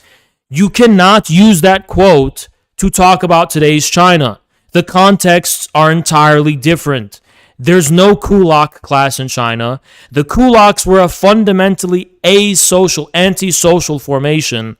You don't have those in China. The entire criticism of the kulaks and the problem that they pose in society was the problem the kulaks posed for society was that they hoarded their fucking grain and money, and they were not conducive to the development of Soviet industry and the productive forces. At the end of the day, this is what the criticism of the kulaks was. Trotsky may have said something along the lines of, oh, the problem is that it's not revolutionary enough. Stalin didn't give a fuck about that. Stalin's problem was pragmatic. The kulaks are hampering national industrial development. Indeed, but he also says it means not preventing the kulaks from developing their exploiting economy. The fundamental problem he had was that the economy that they created was of the rural bourgeoisie was exploiting. That by their ability to, as the liberals say, laissez-faire, do as they would in economic affairs with no state oversight, with no... So you're basically talking about the creation of a fifth column with no inherent loyalty to the proletarian dictatorship? I wonder why Stalin would be against the formation of a shadow civil society that is basically going to give rise to a new superstructure that would overthrow the proletarian dictatorship. I wonder why Stalin would have a problem with that. Indeed, and I wonder why, there's... But you don't have that in China, because the socialist economic civil society that has emerged in China is fundamentally premised and therefore loyal to the proletarian dictatorship. It is premised by the national industrial system created under Mao. Without that system, there is no market economy. That is the bedrock and foundation of the whole thing. That didn't exist in the Soviet Union. Can exist without a proletariat dictatorship and also allow them to extract a greater surplus than the restrictions imposed by the party. You yourself said that the system is socialist because the worker state restricts the private appropriation of the surplus from the workers for private gain, for private use. No, I said it's socialist because the mode of production is not based on profit. It's literally that simple. It's not based on the value form. Production is not based on profit, so it's not based on the value form. The mode of production is not driven by the value form. Simple as that. There's no market prices. Commodity prices are not. Dude. Market prices are the middle term. They're the middle element. They're not the ends of production. They are assimilated. Listen, capitalism will not be overthrown by just replacing it with primitive accumulation. Capitalism gets overthrown when it's subsumed by a more fundamental mode of production. When the things that you think are unique to capitalism actually serve the ends of a greater mode of production, of a greater form of production. Agree. And as we both seem to have agreed upon, even in this planned economy of the Soviet Union, a great stimulator for the productivity of the enterprise, which was entirely socialized, entirely there was no private accumulation. It's all socially decided wages. No, you're wrong. You're wrong. There was a lot of fucking black markets. There was a lot of corruption at the fucking enterprise level. The production was not efficient. Okay, It was sure. the production in the Soviet Union. It worked in terms of a very baseline level of industrialization. Electricity, plumbing, steel, housing. They did, especially steel, great job. Okay, making tanks and shit, fine. But beyond that, it was irrational. It was a disaster. It was chaotic. There was no way to coordinate. I mean, you had production of too much and too little, and it was a fucking disaster. Okay, if we're talking about the first 5-year plan, yeah, but of course, remember. No, I'm talking about the Soviet Union after the 1950s. Soviet Union after the 1950s was more allocatively efficient, as many economic studies have found, especially in the 80s and 90s, than the Western counterpart in the United States. Based upon I the just fact don't that believe that. I don't believe the Soviet Union was more efficient in terms of the allocation of resources. Allocation, if you measure it in terms of how much the objects and the allocation of the objects and instruments of labor, the socialized allocation through contracts between enterprises, through the state control of trade turnover between enterprises, it simply allowed for a much greater vision, a much greater ability to coordinate, and like you said, there was an immense problem of waste, and an immense problem of shortages, and an immense problem of not getting the sweet spot of how much to produce and why. Why? Because there was no price system that was decentralized and that actually reflected the economic laws of production. It was politically and bureaucratically established, which very often entered into contradiction with the real material underlying economic laws. Yeah, but if the state is basing itself, if the management apparatus of the state is basing itself on cybernetic principle, remember not all of about 30 indicators came down to the enterprise to manage it, right? So don't say then, if you're just going to say cybernetic principles, then basically say, okay, do you think the Soviet Union, yeah, it was a big fucking disaster, but then Cockshot's plan would have saved it. Okay, well, if Gorbachev, let's just say Gorbachev successfully he just got rid of the planned economy, but maintained the basic, fact that nobody was accumulating the profits, directly. It maintained the division. Dude, you're talking about a cultural managerial problem. You want the workplace to be run democratically, and you want the enterprise. You want the board of. Really, I just want what I want. Yeah, you do. And so instead of a fucking CEO who's appointed, to administrate the company efficiently, to decide to have some kind of executive power in terms of deciding what to do with the profits, you want workers to democratically decide what to do with it instead. I mean, no, not democratically decide. It's not a decision. So what do you want? What I want is that there is no, not even what I want. The socialism is, the socialist system, what makes the system socialist, even if they did decentralize and introduce market elements and everything, is the fact that there's some kind of socially decided distribution of all of the surplus in society, and no capitalist class that's. Okay, so you want it to be politically and bureaucratic. You want it to be bureaucratically decided. No, it can be decided by markets. It can be decided by whatever. So if it can be decided by markets, what's the problem? Why is it not decided in China by markets? Well, because there still exists in China. Because the people who run the companies have executive power that's not democratic at the managerial level in terms of what they can do. Because in essence, there's a private form of ownership over the means of production. What? Okay, so if workers democratically owned it, then it wouldn't be private. It's only private when you have an executive administrator. Well, yes, when there's a private, it's not even the administrator. Of course, most capitalists hire like managers to First manage of all, the I place. would That's deny what- the that's- existence in the qualified sense of private property in a country like China, given that one of the biggest definitions of private property is like some kind of economic sovereignty over the thing, the means of production. That doesn't exist in The China. social basis of Ultimately- Ultimately, was tied to the Stalin reforms and were actually Thank you so much, promoted by the Roxov. Tsarist regime as a kind of control over peasants. I mean, if you're saying that China's new the class is that the premised on the socialist CPC states Exactly. just give free completely rein to different. like like owners and businesses and this sort of thing. No, they don't have free reign. then they That's do the have thing. sovereignty The thing over- is, in China, the government can come and take your shit away for any fucking reason it wants. If you're fucking up, Same in America, but well, it's, no. Formally speaking, no. For example, we bailed out the banks.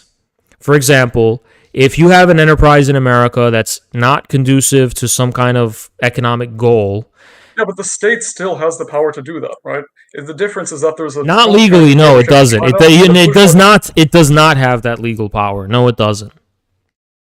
I mean, the IRS. There's lots of ways. No, for no. If it, you that listen, in America, it's the banks that have the power, right? Look at JP Morgan, and they can the banks are part of the state. It's the capitalist. exactly. dictatorship. That's why it's a dictatorship of the bourgeoisie in America, and it's a dictatorship of the proletariat in China. That's why. But the reason but my listen. point is that's The not- reason America has private property isn't because someone owns a gas station. That's not real private property. Real private property is what the Rockefellers and the fucking Morgans and Well, you're talking the worst excesses of private property. no, yeah. that is literally the oil bankers. That is literally the only place where real private property. Those are the only people with economic sovereignty in our Okay, economic so the small system. Textile, but in the in the old early capitalism, Which where there was doesn't the law exist of- anymore. It doesn't exist anymore. But the small textile mills there that were just the private ownership of the textile mills. Yeah, there, where the you know, workers because were those were under the British liberal laissez-faire system, where the textile owners had sovereignty over their means of production. Okay, so that would That's- become socialist if the state could suddenly take away their factories randomly. If you don't actually really own it, and it's more like you're being entrusted with it, or you're like given a contract that in a derivative way allows you to manage it. Yeah, that's pretty much not private property anymore in the Okay, qualified sense. Was someone in feudalism not a member of the gentry class because there was some bigger lord above them who could make some decisions that would violate their sovereignty? Actually so here's the thing: in Western feudalism, private property did take the form of actual ownership of land directly by a lord or by a noble, or a knight, and they actually did own the land. In Asiatic societies, like in the Ottoman Empire, there was no private land ownership. That Marx pointed this out. You could have the Sultan would give you land, right? But this is like land you are the administrator of the land. You're a tax collector or something like that. But you don't actually fucking own it. The Sultan owns all the land. He can take it whenever he wants. But he can give it to you to use, or he can get as a form of use value. He can give it to you to manage as an administrator. Mm-hmm. So the legal form But of you don't private own property- it. But you don't own it. There's no developed institution of private property, and Marx pointed this Okay, out. so the legal form of private property in the realm of owning enterprises and the means of production simply does not exist in China. No. Really.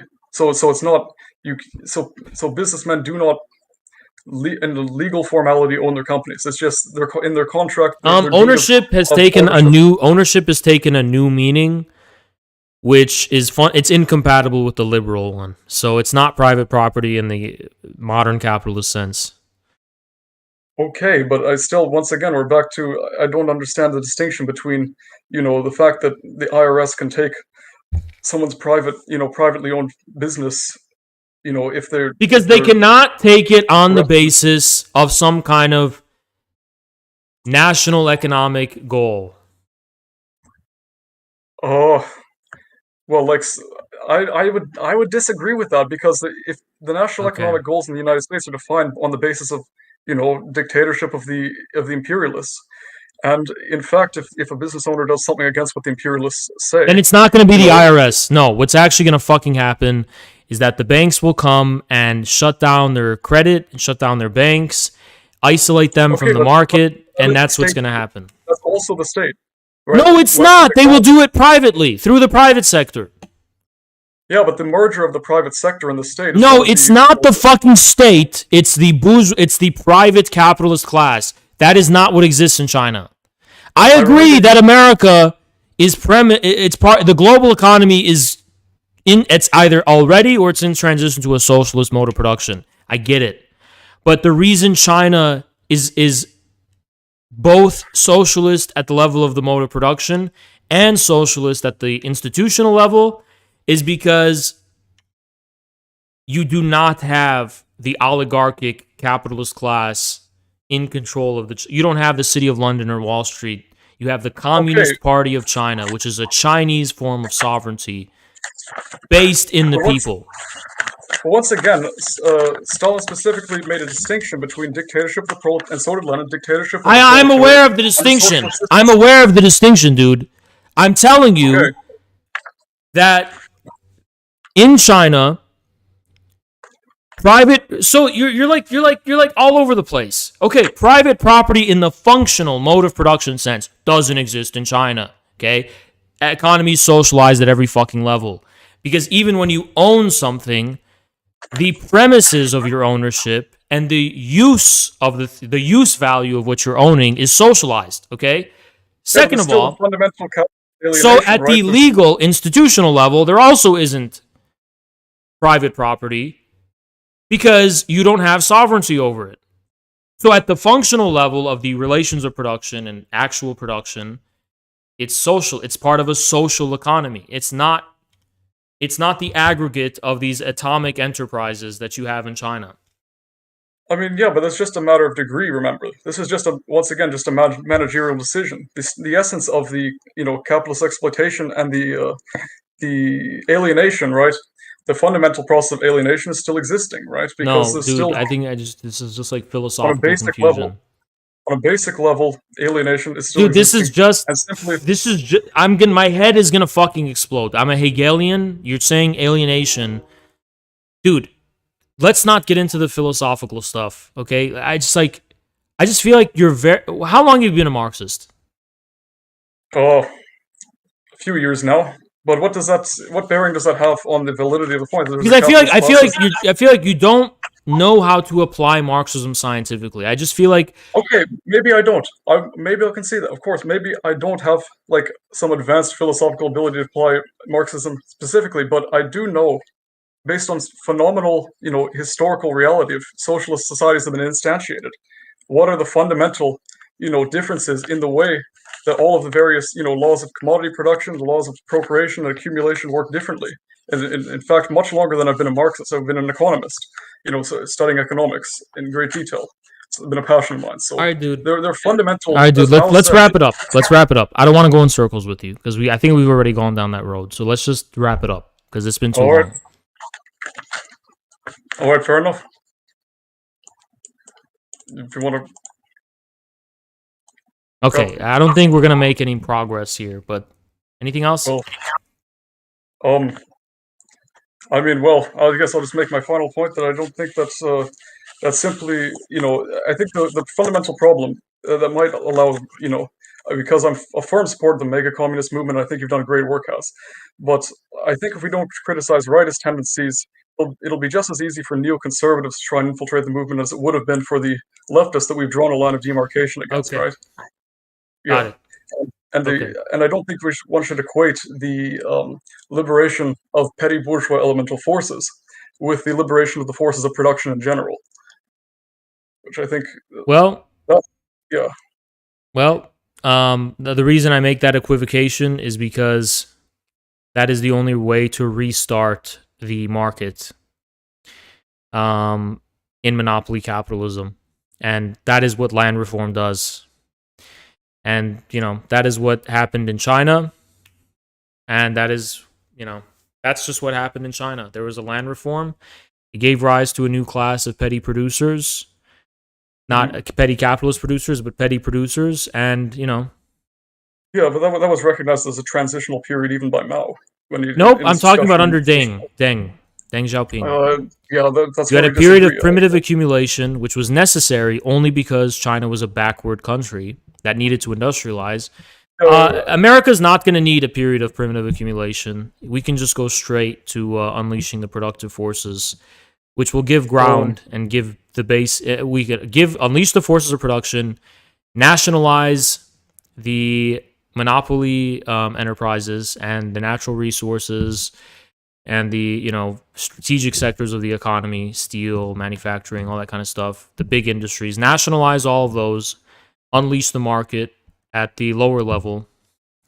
Yeah, but that's basically just the NEP, applying of NEP, which Nope, because the promotion of the small businesses is going to be premised by a land reform. I mean, regarding the Stolypin, the NEP was because of the Stolypin reforms, not because of the land reform. Okay, Stolypin was the Tsar trying to create a individualistic peasant class artificially. Mm-hmm. Yeah, of course, exactly. So that was a totally different issue. Okay, it's not going to be like the NEP. It's going to be premised by a socialist land reform. I don't know. It sounds like so. But what a socialist land reform will then entail? If it's a socialist land reform that involves essentially distributism, then it's the same as a Stolypin reform. No, it's not. No, it's not. The Stolypin system. reform was a wager on the strong and the sober. We wanted to create an elite class of the peasants loyal to the Tsar, not the entirety of the. Wasn't like Mao's land reform. Mm-hmm. Okay. Yeah, but remember what Stalin said. And since our proletariat does not live in a vacuum, but in the midst of the most actual and real-life variety of forms, the bourgeois elements arriving on the basis of small production encircle the proletariat on every side with petty bourgeois elemental forces, by means of which they permeate and corrupt the proletariat and continually cause relapses among the proletariat into petty bourgeois spinelessness, disunity, individualism, and alternate methods of exaltation and dejection, according to Lenin, thereby introducing into the ranks of the proletariat and of the party. Okay, dude, stop. I hate when you fucking read quotes. Just stop and fucking sum up the point. I got your point. You're rambling, dude. So the point here is that the petty form of production, I'm presumably is in the cities that he's talking about. This is the remnants of institutions and the remnants of a state contrary to the Soviet one. So petty production isn't something that it's not something that exists in a vacuum. It's the remnant of an institution. The bourgeoisie is institutional. It's premised by some kind of universal state institution, which forms the basis by which the institution of private property is both given legal recognition and a basis in civil society organically, because of the extent of the state's. The essence of the bourgeois class predates the bourgeois state, and it was precisely the bourgeois state that arose out of the inevitable path of development of the bourgeois class. No. The bourgeoisie, as a unique, special, elite segment, yes, emerges from the surpluses of feudal production, the burghers and the guilds and the cities. We get it, but the petty bourgeoisie is a result of the bourgeois state. Yeah, but it's the forces of exchange and buying and selling, lending and borrowing in a kind of economically sovereign way, without any kind of social control or socialist management, that precisely allowed this petty bourgeois class to eventually become the capitalists later on. Simply, no, it's not. Giving rise to capitalism existing in the petty bourgeoisie. Dude, just stop rambling. Just get to your fucking point. That is my point. The fundamental economic, forces giving rise to the capitalist class exist and are latent in the primitive forms of exchange existing in the petty bourgeoisie. Like that's so giving free rein to the petty bourgeoisie. Okay, but here's what you don't fucking understand. I want you to read an article for me when you're done. Read a work by Slavoj Žižek. It's called "Repeating Lenin," because it's going to give you an introduction to Deleuze's concept of repetition. Even though capitalism has its basis in the petty small production. That is precisely why socialism entails a return to the basis. By repeating the origins of capitalism, you are accelerating the process by which the transition from capitalism to socialism occurs. Because when you repeat something, it's not just the same fucking thing. All difference arises from repetition. That is why Lenin made a distinction between the countryside in his economic development of capitalism in Russia and the cities. Now, in the cities, the distinction between the proletariat and the bourgeoisie was very clear. But Lenin said that the distinction in the countryside was more important. Even though, it emerged from the countryside, we need to go to the countryside to repeat the class struggle. Because you have an established form of the class struggle in the cities, which the Mensheviks took for granted by saying, hey, Lenin, why are you bothering with these backward Asiatic peasants when here you have capitalism in the cities? And, the bourgeoisie in the cities is going to lead the revolution in a staged way. And that's how it's going to happen. And Lenin said, no, that bourgeoisie, that's the established bourgeoisie. Even though it was the result of relations in the countryside, it doesn't mean it's the same thing. So repetition is not the same thing. It's never the repetition of the same thing. To really repeat something, means to change. To repeat something, to simply, but I don't. Because here's the paradox. I'm going to explain to you the paradox. Capitalism arose from petty production in the countryside, right? And that has given rise to monopoly. So how can you return to the origin? How can you repeat those origins? You can only repeat those origins by giving expression to something that has emerged within capitalism itself, which is socialism. Only a socialist state can enact and violate the sanctity of private property by enacting a general land reform that will allow this process to repeat. And hold on. But the repetition of this process will occur under new circumstances. For example, in Russia, there was a general land reform, which then took on a different character in the form of the kolkhozes. And then in China, there was a general land reform, which took on a different character with the people's communes. And these were all forms of primitive accumulation. But the point is, only socialists can bring back the free market, basically. I would agree. That's the paradox. That's why socialism will succeed capitalism, because only socialism can resolve capitalism's contradictions, because it is the resolution of capitalism's contradictions. Indeed, but the fundamental process by which the bourgeoisie took shit. Firstly, it wasn't the bourgeoisie didn't come out of. Hold on. Give me a second. Avant-garde. You're fucking wrong. Okay. It wasn't. No, I'm not talking to you. Shut the fuck up. Avant-garde. You're fucking wrong. It was a repeat because we're talking about the fucking Russian countryside. You fucking retard. Stop fucking caps locking me in the fucking chat. You don't even know what I'm fucking talking about. Go ahead. Oh, sorry. I thought you were talking to me. Yeah. I was. Well, firstly, the petty bourgeoisie of the medieval, the high medieval period, was concentrated. As. Why do I care? Well, why are we talking about the medieval period? Please get to the point. I don't want a history but you like to talk a lot, dude. Just get to the fucking point. Well, yes, I presume both of us like to talk a lot, since we're in politics. Okay, then you become a fucking streamer and you talk about this shit and see how much views you'd get. That is my plan, actually. But here I'm just here to discuss this topic. Okay, so please get to the point. I just skip to the point. Don't give me any facts. Don't give me any rundown. Just skip to your point. Well, my fundamental point is, the fundamental point of disagreement that I think we have is the fact that I do not make an equation between the capitalists, between the liberation of the petty bourgeois elemental forces giving rise to capitalism and the liberation of the forces of production in general. In fact, it would just result in the creation of a lower, more proximate capitalist class. My answer to you is study dialectics, and maybe you would solve that problem.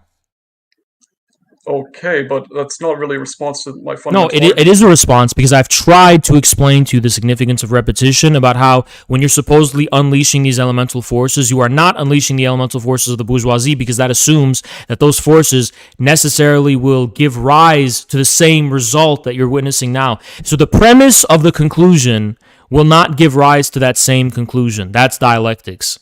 That's what dialectics means. The conclusion is the established conclusion. The ability for there to be another conclusion, you have to return to the very premise of the established conclusion. And by returning to it, you're not unleashing the elemental forces of the bourgeoisie in some abstract sense through some laissez, whatever. That requires an active social will in the form of a land reform or something. I've tried to explain to you this dialectic. You don't want to listen. So I recommend just study Hegel's logic and you'll get it, okay? But it seems that Stalin and Mao have a different... No, they don't. Because you're taking it out of fucking context. No, they don't. This is literally 101 Lenin's dictatorship of the proletariat and the peasantry. This is 101 Lenin's revolutionary strategy. This is 101 the point of Stalin's emphasis on the middle peasant, not Trotsky's poor peasant, and not Bukharin's rich kulaks, the middle peasant. This is the entire Hegelian logic underlying it.